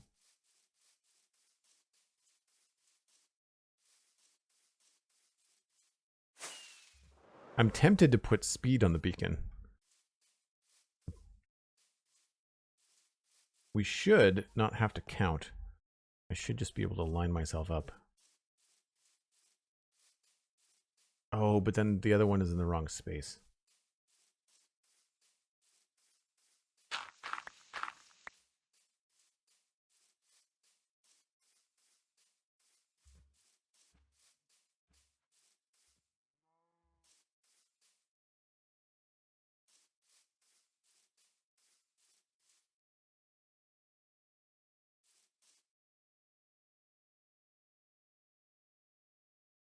like it looks like there.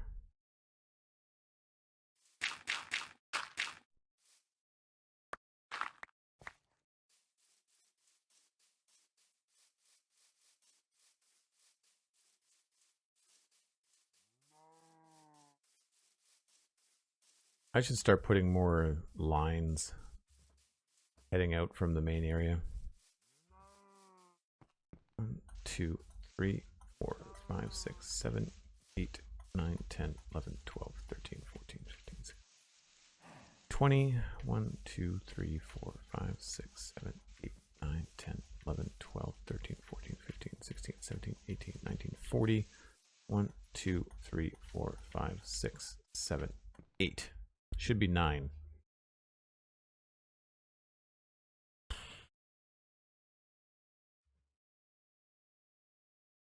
So that means that those 2 beacons are off by 1.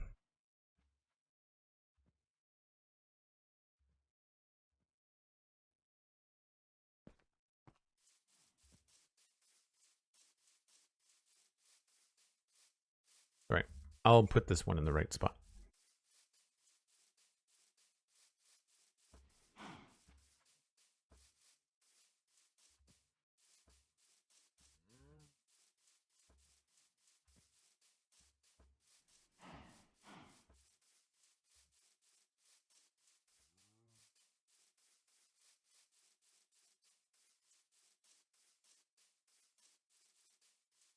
So I'll just double check that this is lined up. I think I might have accidentally put it in the right spot.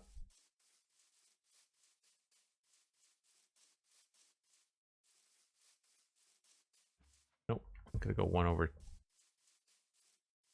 over to the west.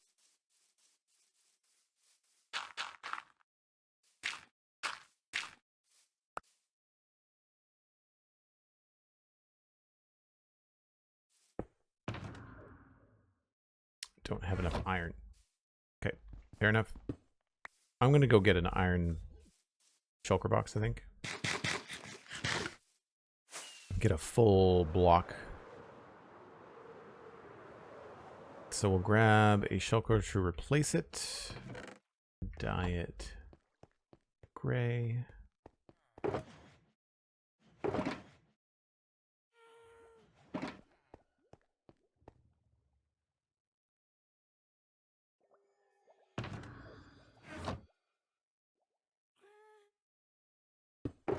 I honestly can't remember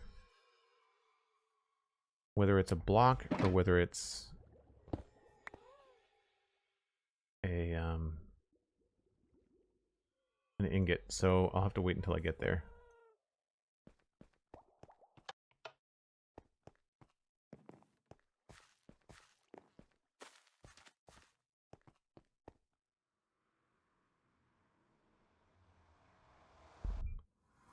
I'm not sure whether it's faster to empty a shulker box or just take one and replace it. I guess it depends on whether there's an anvil in the iron farm. I think there might be. If not, I'm going to make one.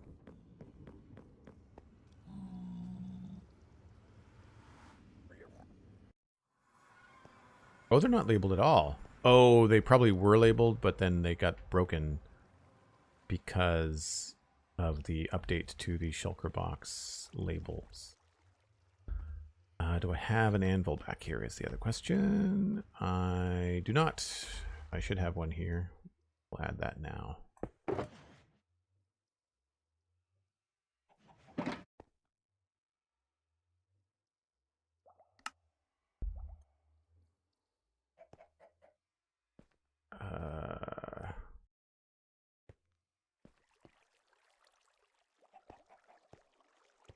Where would make sense? Sure.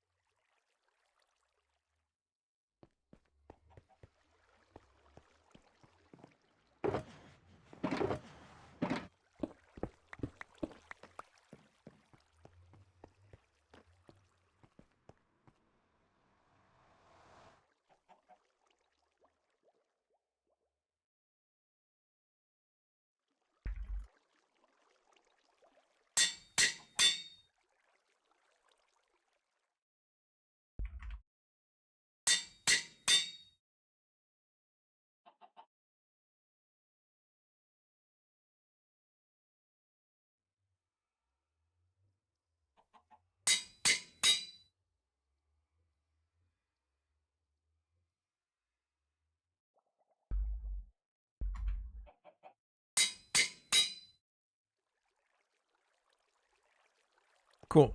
And then I will just keep one of those for me. Put the one that's not full back here. And then the other ones can just go back.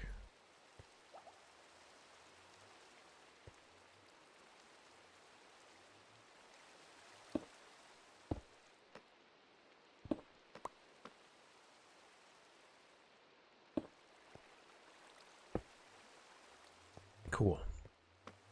That will work. Now I have lots of blocks.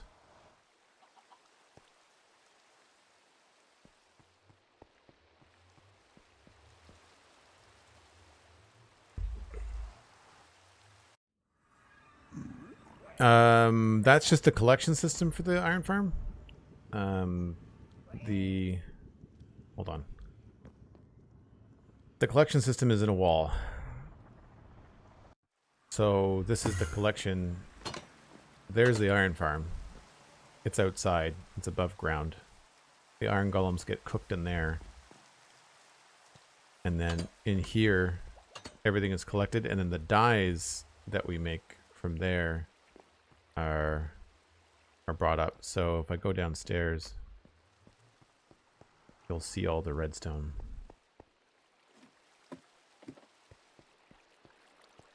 So there's where the iron comes in, and then down here, it's turned into blocks and sent up into the storage system for the blocks. And then over here is where all the poppies are gradually turned into the various kinds of dyes. So you've got several different crafters all crafting the poppies in different ways. So the poppies get turned into bone meal, which turns into white dye, and so you got red, pink, and white, plus the poppies.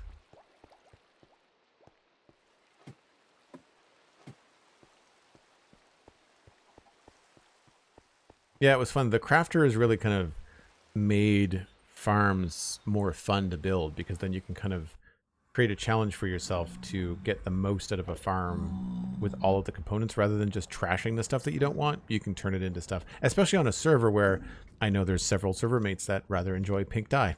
And so now they don't have to worry about it. They can just, they're just put out there. How are the poppies distributed evenly? It's not perfect, but it's close, and I don't remember. There's a hopper minecart, and the hopper minecart fills up to a certain point, and then it runs over a whole track. And so some poppies are just thrown up into collection. Other poppies are put into red dye. And then the red dye is, I think, split into 2 droppers. And so red dye gets spit into the water stream, but also spit into another crafter. If you go to Joel Duggan VODs on YouTube and you look up Iron Farm, and I want to say this was last year, so 2024 maybe, the whole thing was built live on stream. And my stream titles are usually pretty accurate as to what's happening in the VOD. So you can go and watch the VOD. Just scroll through the playlists, probably be the easiest way to find it. I talked about it on the Spawn Chunks podcast as well. And there would be screenshots on the Spawn Chunks. So when you see the VOD, note the date that the VOD was published, and then yeah, it's from the Iron Farm revamp. Yeah, not from, I don't think I even have a video of building the original Iron Farm. That's like 8 years old. But yeah, if you find the date on the VOD, you could also listen to the podcast in and around that date, or just go to the spawnchunks.com and look for the date, and then you'll find screenshots from the build as well. Okay, I don't need dirt.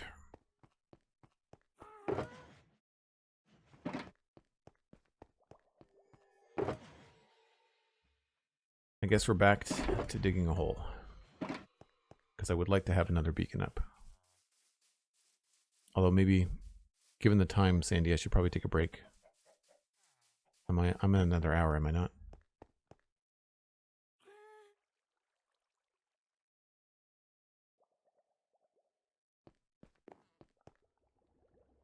You remember this discussion on the podcast? It'd be cool to see it. Oh, cool. Sandy says, I was just about to remind you. Okay, cool. I got there just before you did.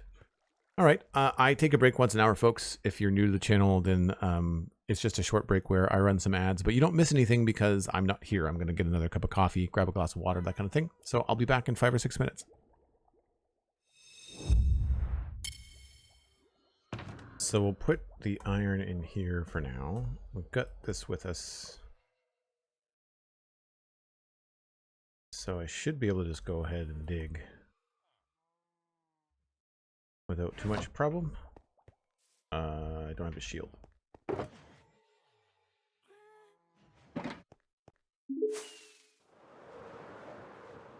Cosmic says if no pink and no flowers, they disassemble. Disassemble, Joel. No disassemble. Thanks for the TTS sticker, Cosmic. And I mean, there's pink dye available for you. If you feel like you are not going to make it without pink, then you can go ahead and make sure that pink is in your life.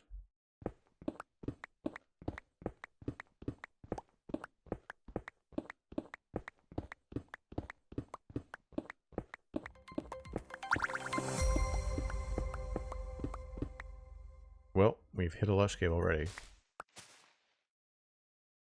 Wow. Well, it's less we have to dig, so that's good. This is the giant lush cave. Okay. So the beacon beam will be going up in the corner of the lush cave. That's interesting. At least I don't have to stop what I'm doing and light up a lush cave.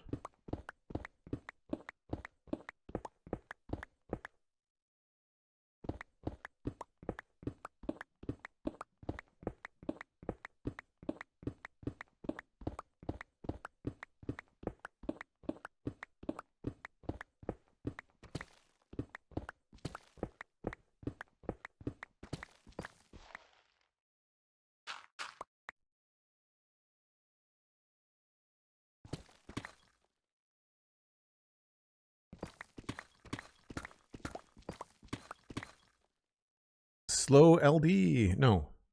Soulworld? World? I'm not sure how to say your name. Thanks for the follow. Aldebar, hello, how's it going? Oh, is this another lush cave?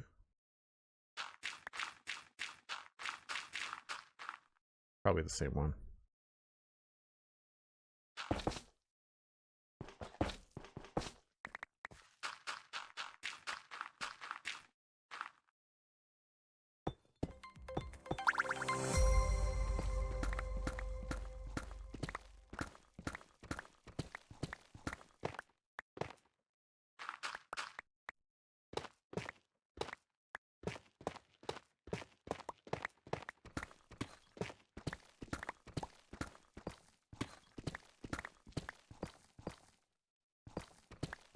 We find diamonds, I think, every time we dig one of these holes.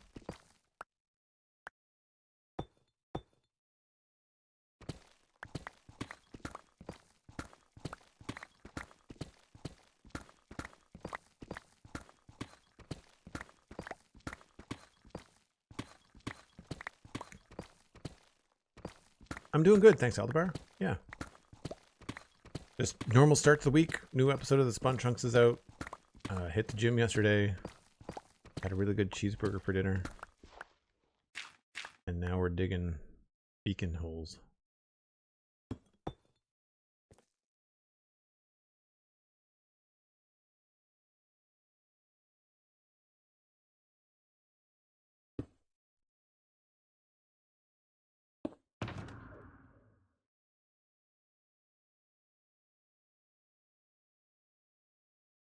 Did I did bring this, okay.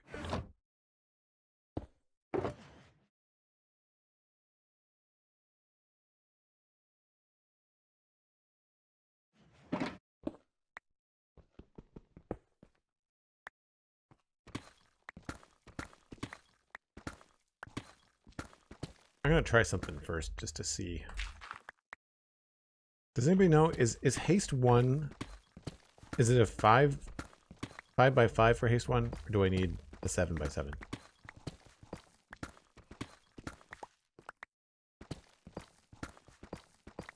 because I could speed this process up if I build a small beacon first.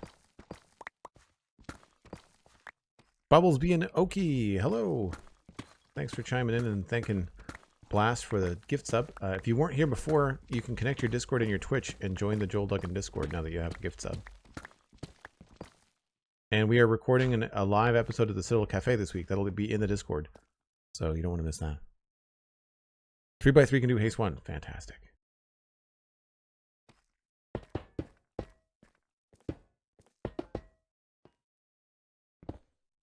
You'd think I would know this stuff by now.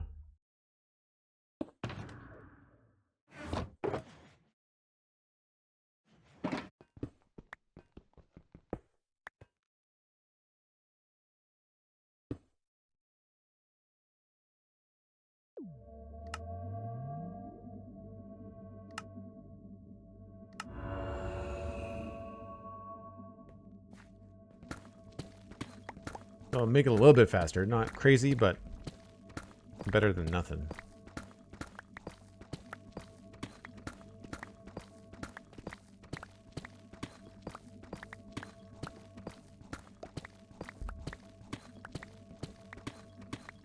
Although we have to listen to it. That's the only other thing.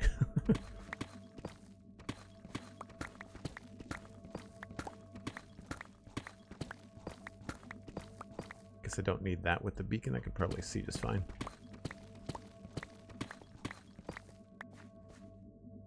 One, two, three, 4, 5. Oh, no. Better with that.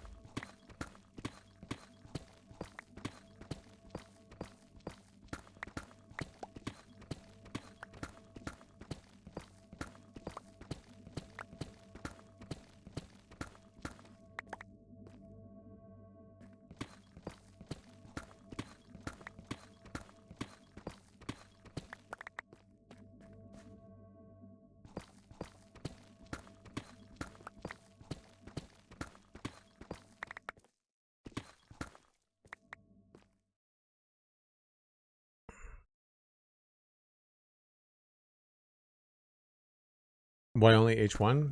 Because I need it to help me dig out the space for the beacon. I can't put H2 without space to actually build the beacon.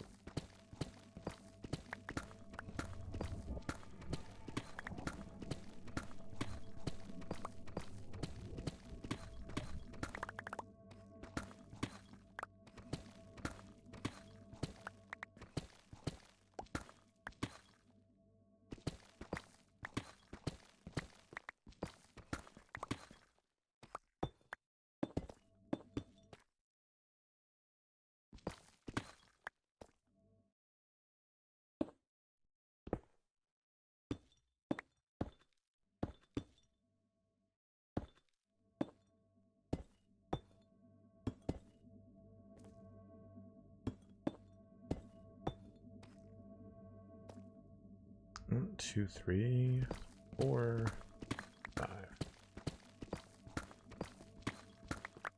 Yeah, there's a lot of diamonds.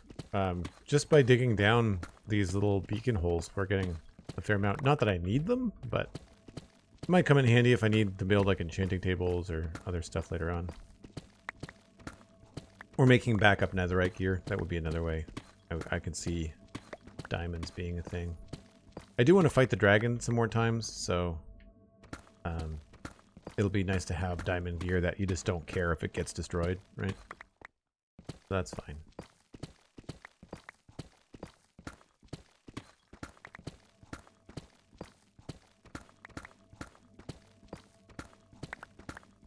It makes it a little bit faster. I can't say it's really super noticeable.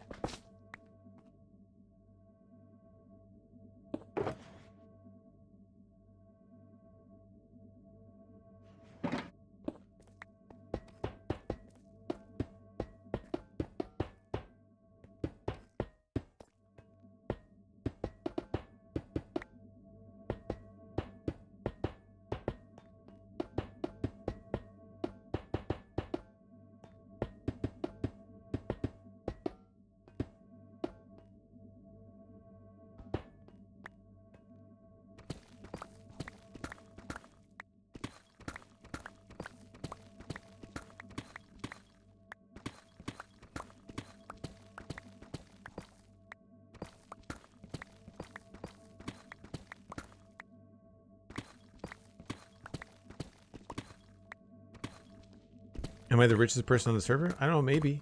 Yeah, I got 40 blocks of diamonds. I mean, that's not a lot. I think there's lots of people in Minecraft that collect a lot more than that. We can maybe use them for some decoration in the sci-fi area. That's something I'm looking forward to, is using blocks I don't normally use for decorating in the sci-fi area. I think that could be fun.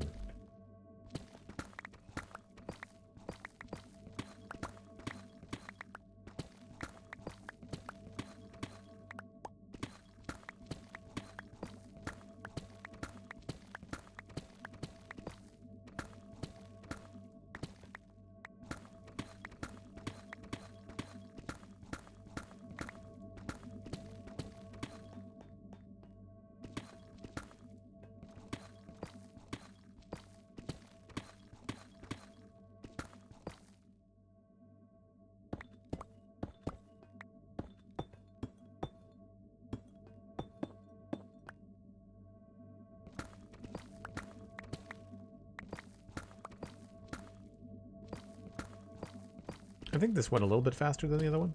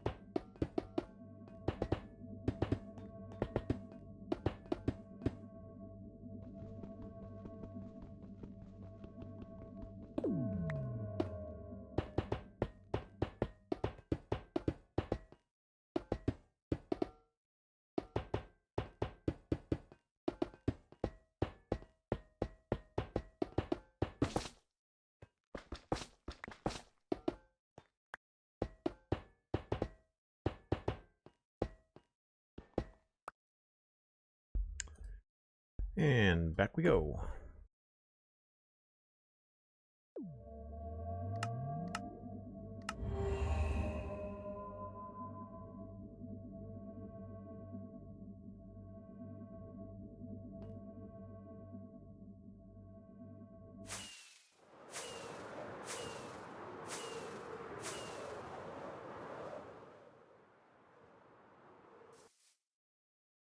What level are we at here? 70?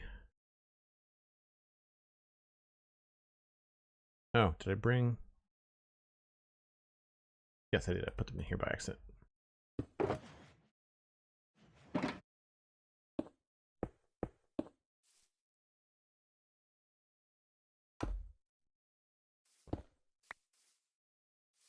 Nice.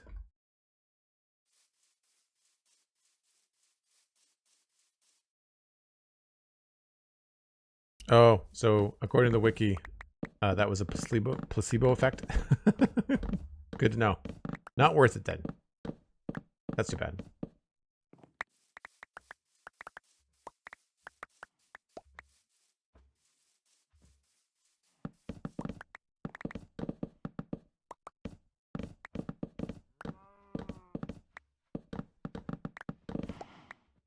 So I'd like to try to do something in the last hour here to try and further, I guess, expand or progress the zone. And so one of the things I might do is start to lay down those road ideas that I was having. And I think maybe we'll start north, because I think this is where I want to build the rocket farm, is just north of us.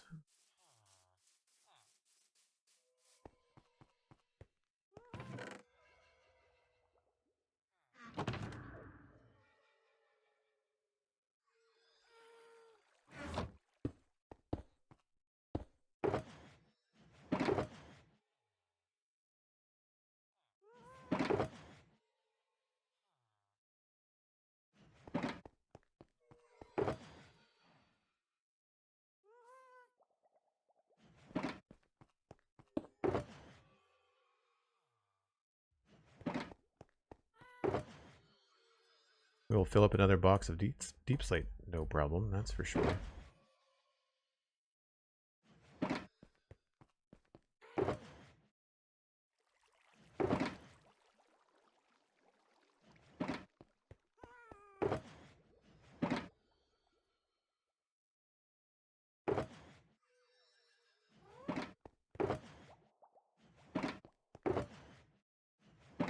I was watching Sludo builds, and they use a fair amount of polished diorite in their sci-fi, so it'll be weird at first, but I think it could be fun to try to find a use for diorite in what we're doing.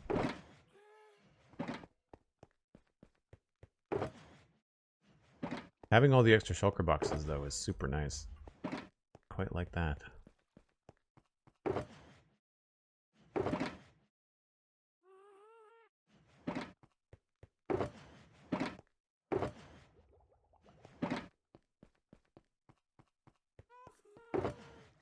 Yeah, we've got a stack and a bit of diamonds here.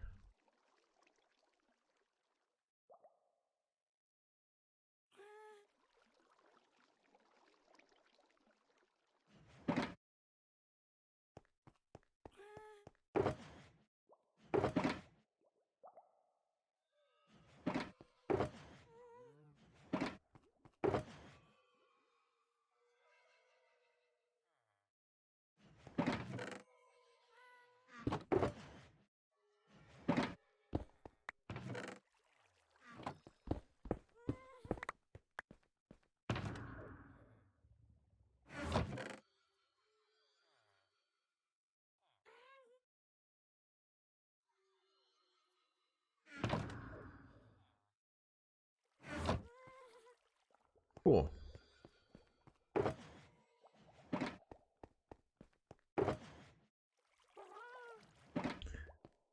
So the other day I was bumming around on ArtStation, and I thought something we could try to do just a little bit here to make sure that people know kind of like where I'm going with this vision is to take a look at something like ArtStation. I like to come to places like this to get ideas for shapes and inspiration and whatnot. And so sometimes you'll see stuff like this kind of grab your attention. It may or may not work for Minecraft, but like that could be really cool looking. You know, I could see like an elytra hangar bay maybe. Just the idea of having like these stripes and patterns and stuff like that. The overall shape I think is something we could probably get close to in Minecraft. I grabbed some other ones that I had up the other day. Don't know if I bookmarked them. But they were kind of brutalist in design, where there's like a really heavy bottom to them. Really chunky. But I've not had any luck searching for them specifically, so you just kind of have to search around. Here's another cool looking one. Sometimes you can get the sketches, which is nice too. So that's really fun. Maybe not on Mushroom Island, but like you could do some sci-fi stuff in your Minecraft builds that look like that, which would be kind of fun. The idea that I had was a little bit more simple, but the scale that I want to work at, I want to be able to put block sign numbers on the sides of things. It's definitely something that I want.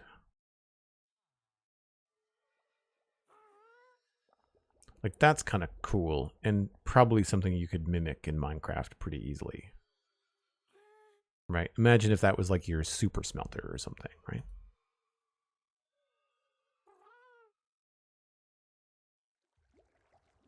And so a lot of what I've done here is hone the search. So I've got sci-fi, digital 2D and 3D, but then the subject matter is architectural concepts, architectural visualization, and environmental concept art design.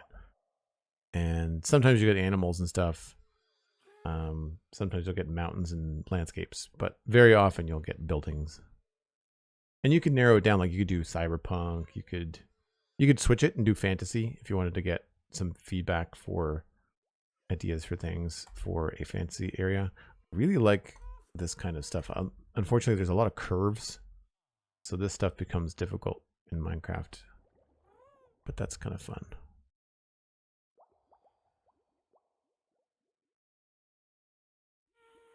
And I specifically have not said anything about interiors yet. Like, I've not been searching for interiors. I kind of want those to be more functional.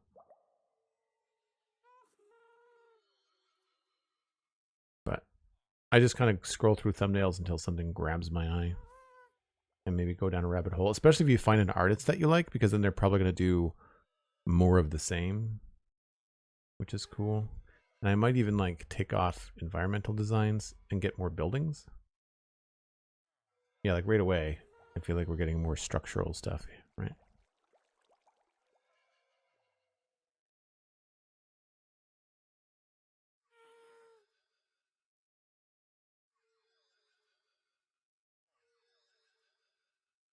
I like the idea of stuff like this too.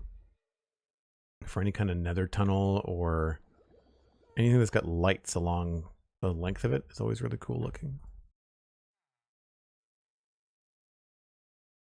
Anyway, that's the general idea. I'm going for more of like a brutalist, chunky design. I'm trying to find a really good example, but I have not yet seen one come up today. This could be cool too. I mean, obviously part of what makes this is the water and the other designs, but like angles like this you could do decently in Minecraft with stairs if you wanted to. The only problem, of course, with angles is that you really restrict your block palette, which is kind of a pain.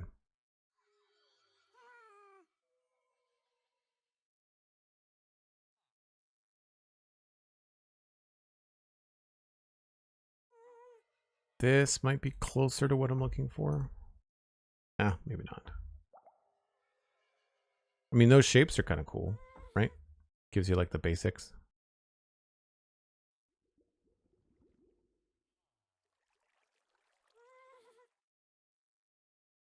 Anyway, I didn't want to spend a ton of time, but the idea is that because the buildings are so large, I think I want to create something that's more broad as far as the base goes. So like this is a really good example where they've not really influenced your color. They're just kind of giving you some basic shapes, but like this kind of thing with like a small base or smaller base, but then like this really chunky thing on top of a small base, I think is a really fun idea. So go back into the game and sleep so we can see what we're doing. Concerning ArtStation, do you have a certain way of filtering searching? I think I just covered that. I like the site, have used it ever since you mentioned it on the Spawn Chunks, but often feel like I got totally irrelevant pictures, maybe just mobile version. It could be the mobile version. I find that that search bar at the top is really helpful. So digital 2D, digital 3D, changing the medium. You can also exclude AI. You can add filters, subject matter. So like I could even say like, in some of this stuff I could be like sci-fi silo. Sometimes if you're too specific, it doesn't come up though.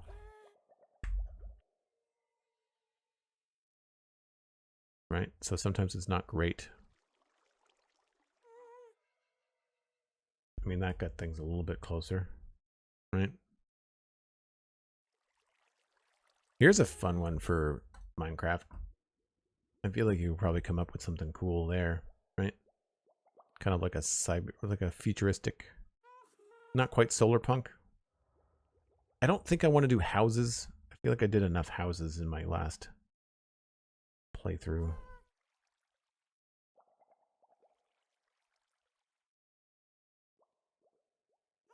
I wonder if you could do stuff like sci-fi industry, maybe? Yeah. Unfortunately, it's like word specific. It's not the smartest search in the world. So buildings was a better, broader search space. There's a good example. Right? Kind of a big, broad base, but then this kind of like tower thing. It looks like it belongs on a circuit board if it was really, really tiny, right? kind of what I'm going for. Oh, look, for those that are looking for pink in the chat, there's your pink sci-fi future.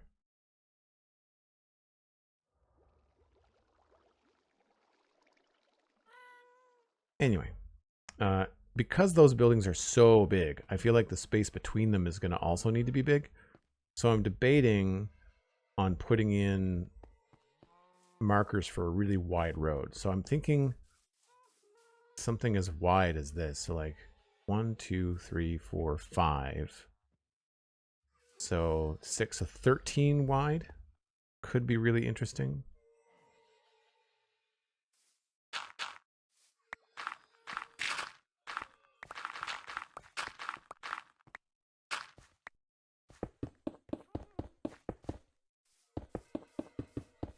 And oh, that's even with haste. I should put this, I should mark this with something that I can actually use haste on. I guess stone would be the only thing. Is there a block that has a border texture that I can use haste on? Because if I have to remove this stuff, I don't want it to be that tedious, right?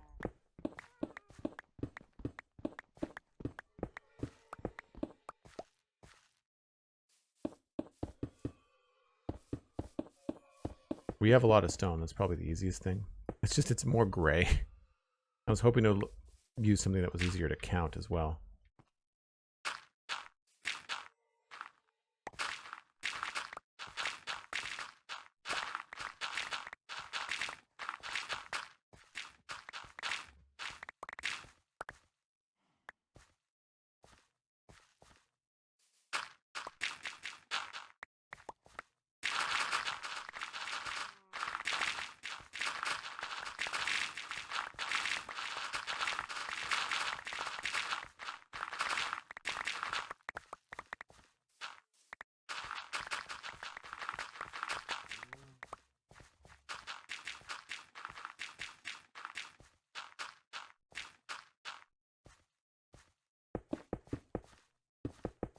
Terracotta not visually countable? No.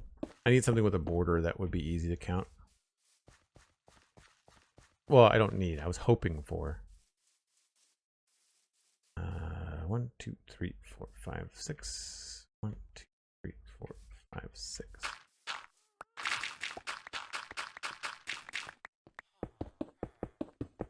I mean, stone is good enough for now.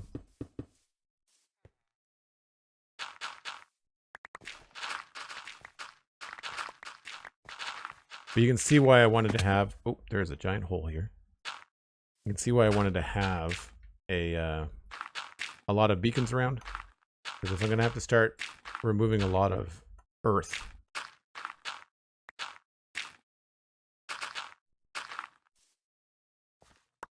it'll be tricky.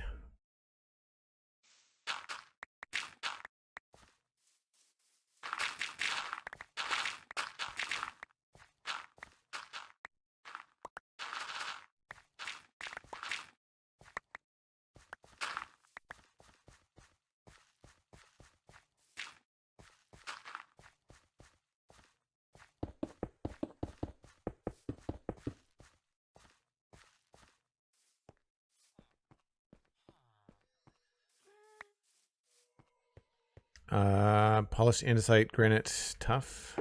Will polished andesite work?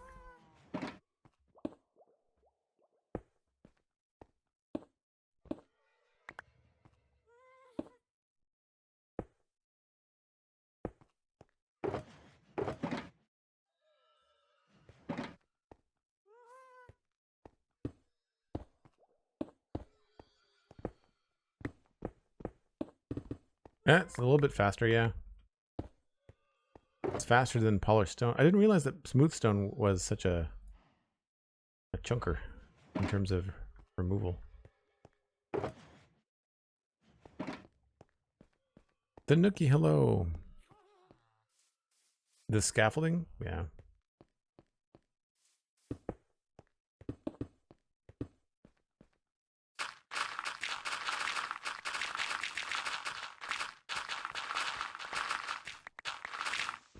Oh, there's another hole.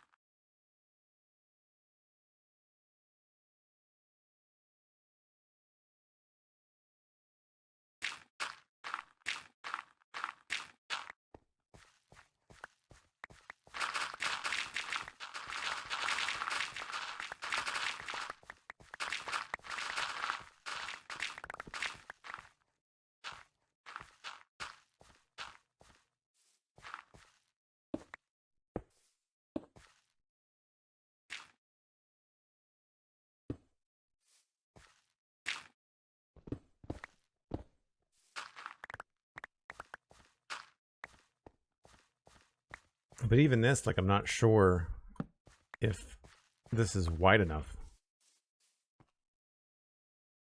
Would you want... I might want that to be... Depending on the scale of the buildings, I might want the roads to be even wider.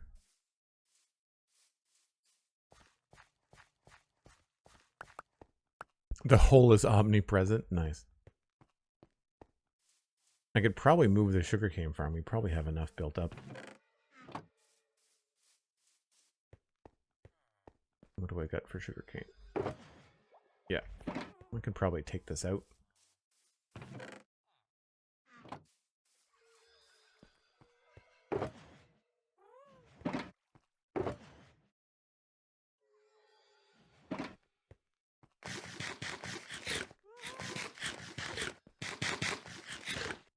So I feel like our rocket stores are probably safe for a little bit.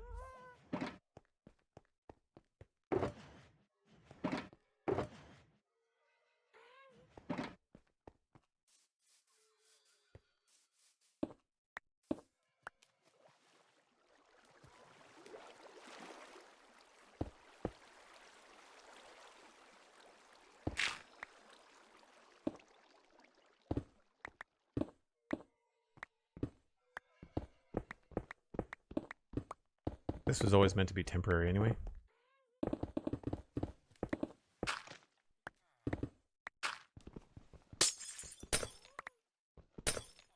I agree with some of the sentiments that we've had on the spawn chunks lately as well. As I know I'm going to be building with a lot of glass, I really wish that there was something that they could do with beacons.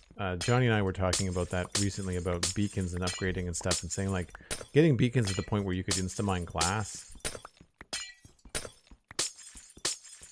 I also need to get that mod installed from Dalara. He didn't make it, I don't think, but he's the one that recommended it, where I can control the different volumes of sounds. I'd like to turn down glass breaking.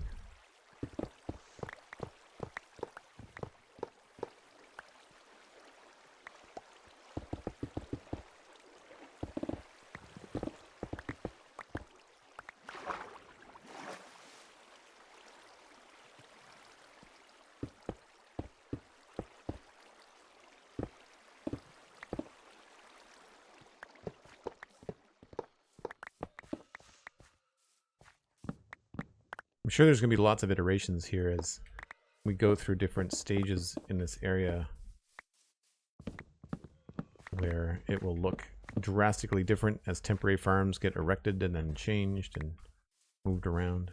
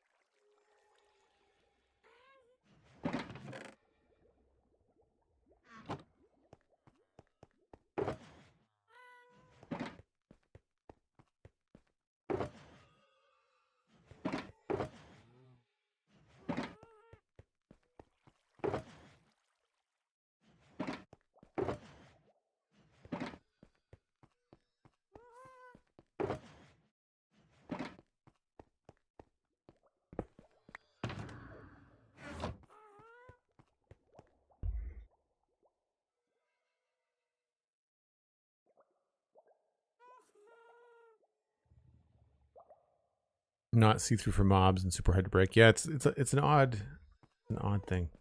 So previously I was experimenting with roads like this, but they're a little bit narrow, I think. I kind of wonder if we can get away with something a lot wider.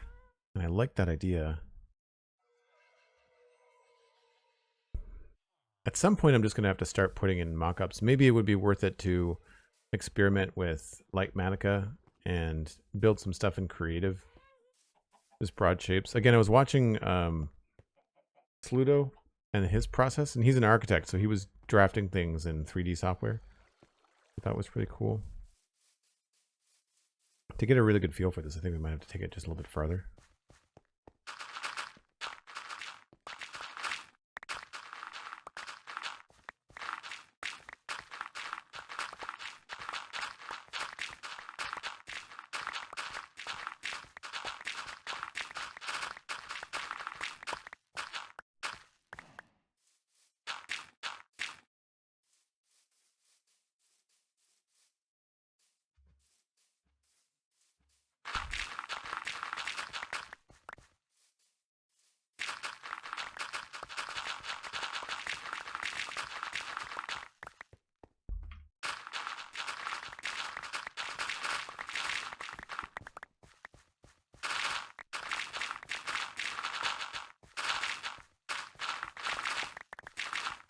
But then things like this marker for the lush cave, we might have to move that around a little bit.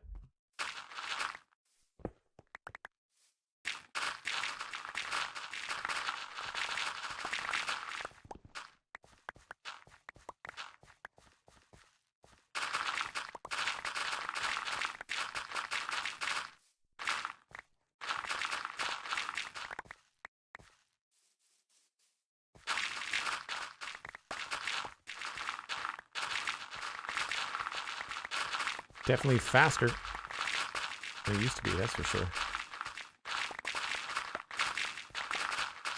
I'm getting modern city flashbacks where we had to level a lot of grasslands, a lot of meadows and plains to get the city to work.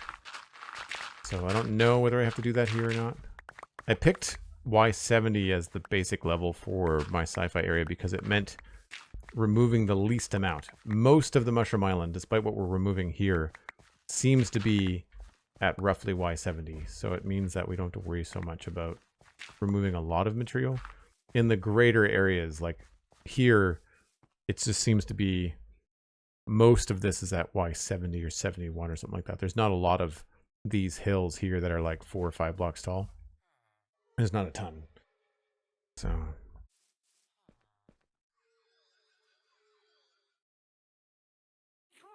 yeah, I could sort of see how that could start to expand into a network of buildings. Again, I think it might want to be a little bit wider. Depends on how things look on either side of it. And depending on what I want to do for this main area. I think I was expressing this on the show on Monday, which is I don't know what this middle building is going to be in terms of scale. The fact that I've got a circle here is kind of making me think round when I really don't have to. It could be square, it could be hexagonal, it could be anything. So I'm trying to, or octagonal, I guess. It's one of those things where I just need to figure out the scale. So one of those builds that we were looking at in the sci-fi art stuff. Yeah, so this one here. So say, for example, if I wanted this to be kind of our central core, that looks like it might be an X shape. I probably wouldn't do that. But the thing for me, can I zoom in? No. The thing for me would be figuring out what the base is in terms of Minecraft blocks. Like, is that 5 blocks? Is it 7 blocks? Like, what's the height there? And then I could kind of expand and go from there. So I just have to kind of pull the trigger and decide what I want to do. This could be really interesting as a shape for a central storage. If I even want to do central storage. I know that I want to do... I need to have something like what I'm looking at now as a place to build. Like I want to have a place like this to build from. But then the actual build site, I don't want to look like this manual storage. I kind of want it to be a little bit more useful. So I'm just trying to figure out exactly what the next steps are going to be. I guess I can put away some of this. One of the things I could do... I wish there was more we could craft with dirt as well. I feel like I go through a lot of these things where you just get so much of these useless blocks. And it would be nice to be able to do more with them.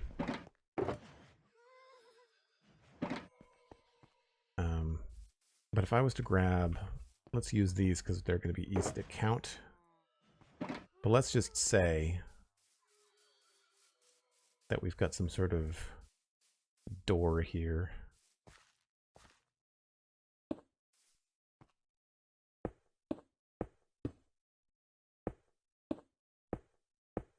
I think I put that the wrong size.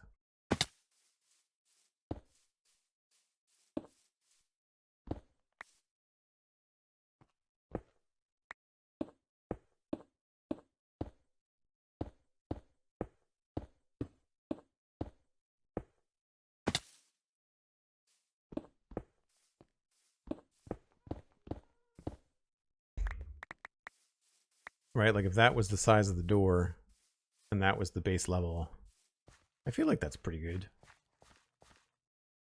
But even then, like if I'm going to build the roads here, I'm going to build the roads on top of this. So then really it would be at least that tall, if not up here, right? So then that's going to need to get even taller. I just like the idea of having something large enough that if I'm flying around the island and I'm coming back into the main area, I want something that's going to be really easy to just like swoosh right in and land and be like where I want to be. I think that could be kind of cool. So even that I would say is a little bit small. I might want to make that a little bit larger.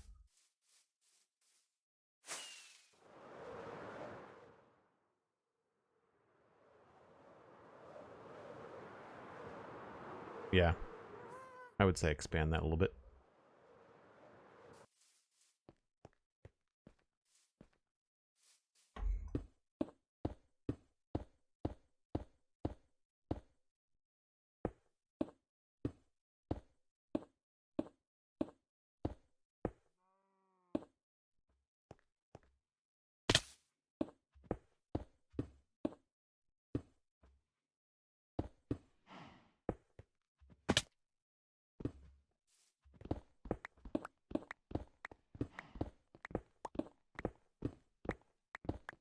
So some of the scale could be influenced by function, which I think is a cool idea too.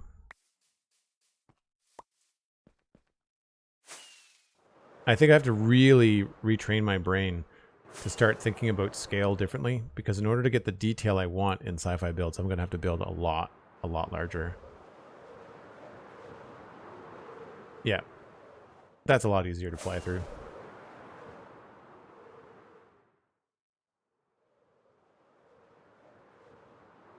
And they don't have to be square. We could make them any shape we want.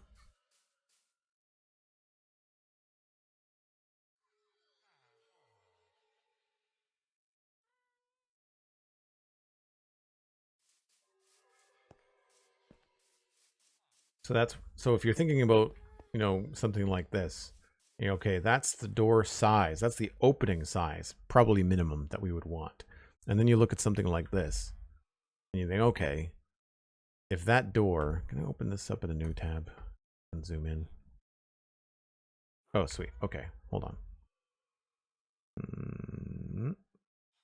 So let's just say that the opening that I just made is that right there. You see my cursor? Yeah.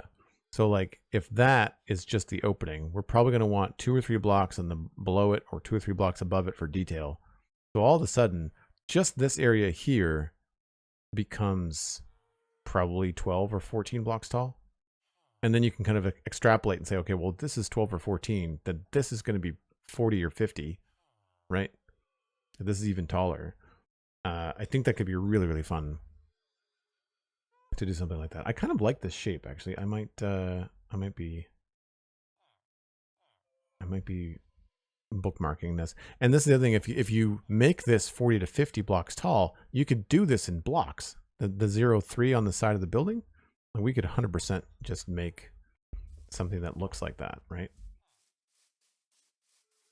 I'm trying to think about what scale people normally do this kind of thing on.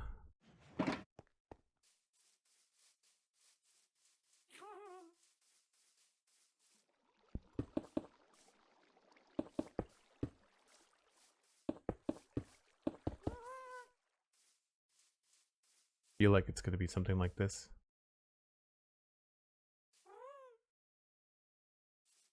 It's 4. Maybe they go a little bit wider.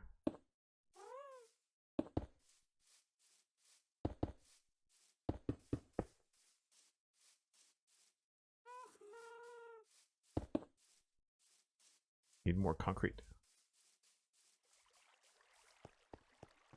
Does anybody have a pixel dimension that they work with when they're working with creating letters in Minecraft blocks?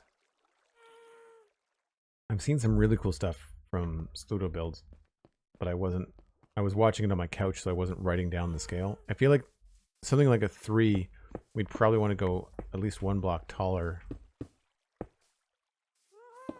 Right? I also realize I'm making this upside down. Yeah, okay, let's move that. Let's put the 0 over here.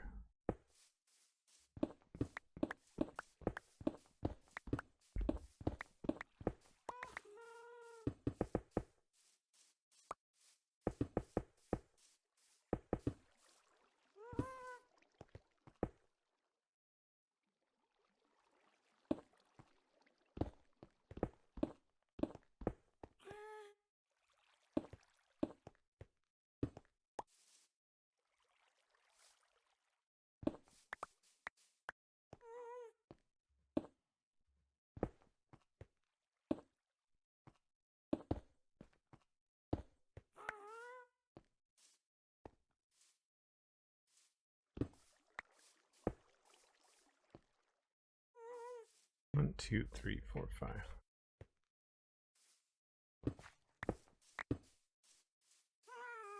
I mean, that feels not very stylized.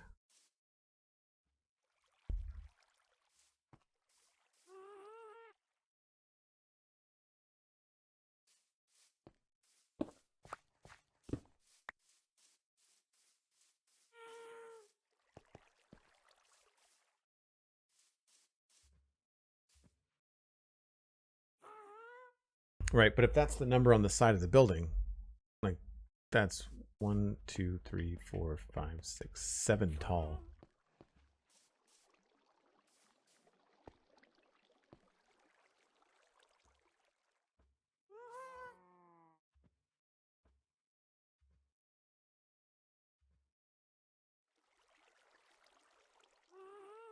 SweetSandi says minimum 7 high and 5 wide is the minimum. Yeah, that's probably the most flexible.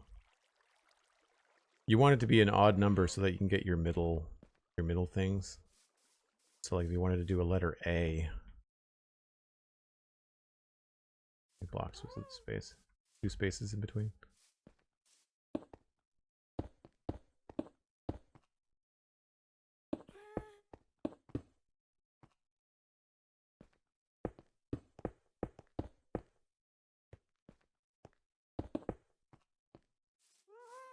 Right, so that kind of stuff becomes a lot easier.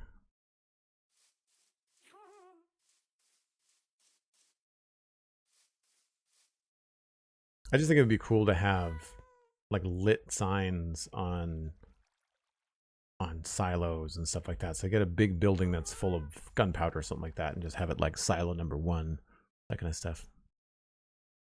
5 high and 3 wide gets a bit tricky and blocky. Yeah, I've seen some smaller stuff where people have used stairs. So if you're doing like a word that needed to be smaller, I feel like we could probably get away with smaller. But I think that's pretty good.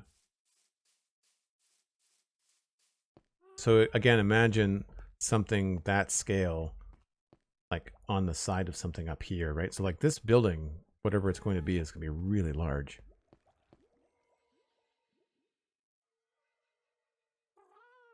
Right? And then if I look at how far I want to put the edges out here, just line this up.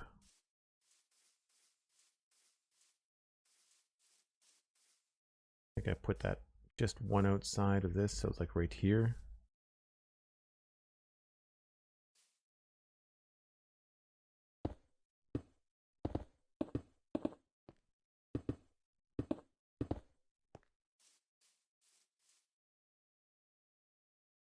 Like that doesn't feel very big at all. If that's the size of the door and we're looking at something like this, like this distance here for proportions is way farther. That's only half, but even that, like even double that, like we'd have to go way out here, I think. But I think this central area is going to be much bigger than I thought. There's a new snapshot, says Cosmic. Shall we take a look, friends? I should probably use something with fortune on that. That'd be a good way to end the stream. Fortune. Fortune 3. You can use a pickaxe on these, can you not? Yes.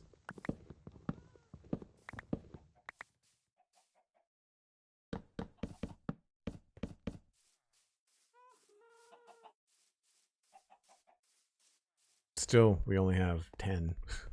Not like it's a lot.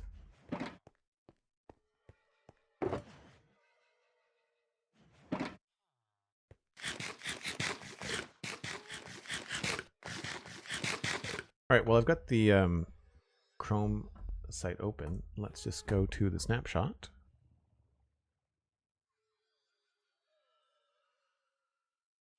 Nope, that's the wrong one. That's popping out the chat.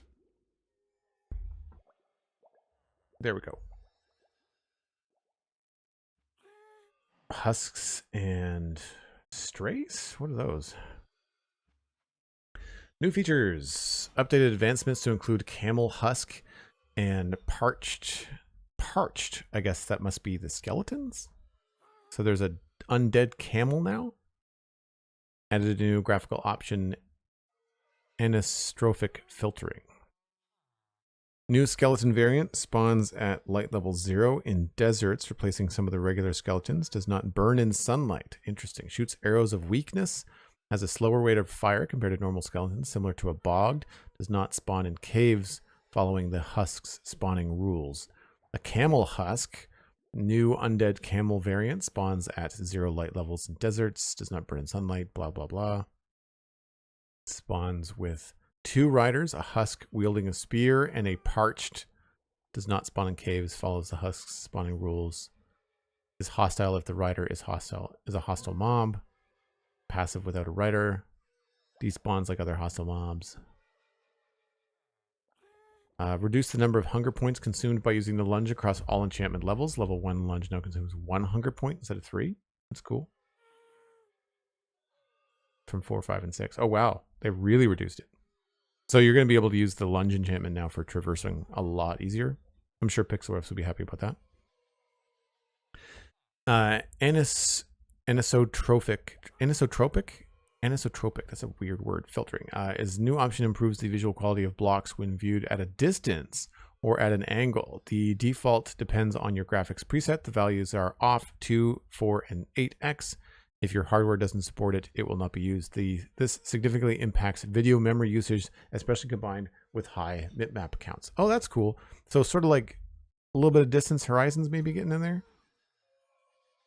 Parrots can now mimic sounds of zombie nautilus, all the new mobs.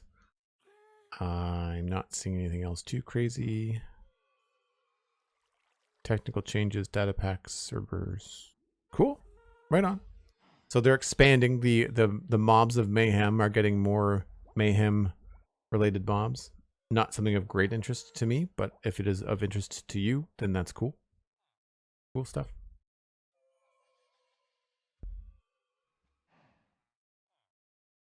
Fortune works as well on Cocoa as it does on mushroom blocks. I think we got some more than I think I got more than 1 to 1, right? I think I got 10 out of 8. Silver, you did not see the husk camel or camel husk coming?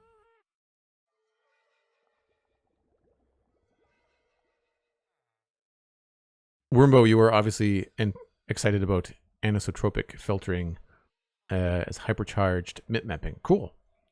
Applies to textures, not models, especially when viewing things from an angle. Okay, cool. So, I mean, sounds like better frame rates for everybody. And probably another behind the scenes, under the hood change for the vibrant visuals on Java.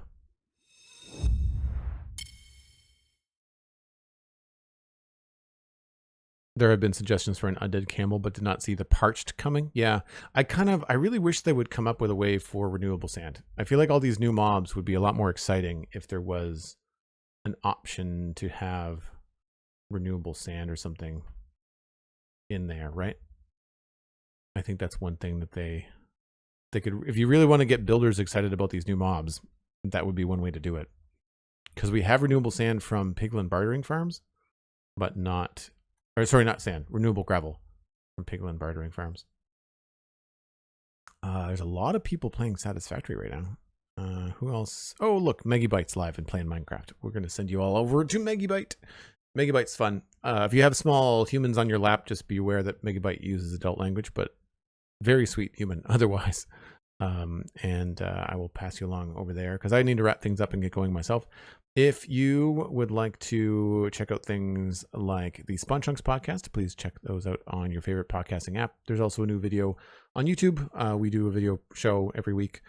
You can support that show on Patreon. You can also support me on Patreon if you want to help me continue to stream. I really appreciate everyone being here this morning. I think this week I'm going to strive to have all of my streams start at 9 a.m. for me. That's UTC minus 4 hours right now. So it is currently noon right now. I'm wrapping things up, but I like the 9 a.m. start. There seems to be more people around. It seems to be a fun conversation, and I need to get into the routine because I need to get a lot done around the sci-fi island in order to feel like I'm building something.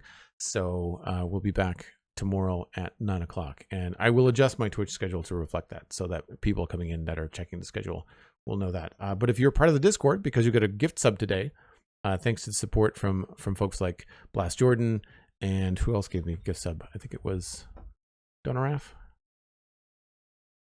think it was Dalara, yeah. And Blast Jordan, yeah. I really appreciate the support, folks. You all are awesome.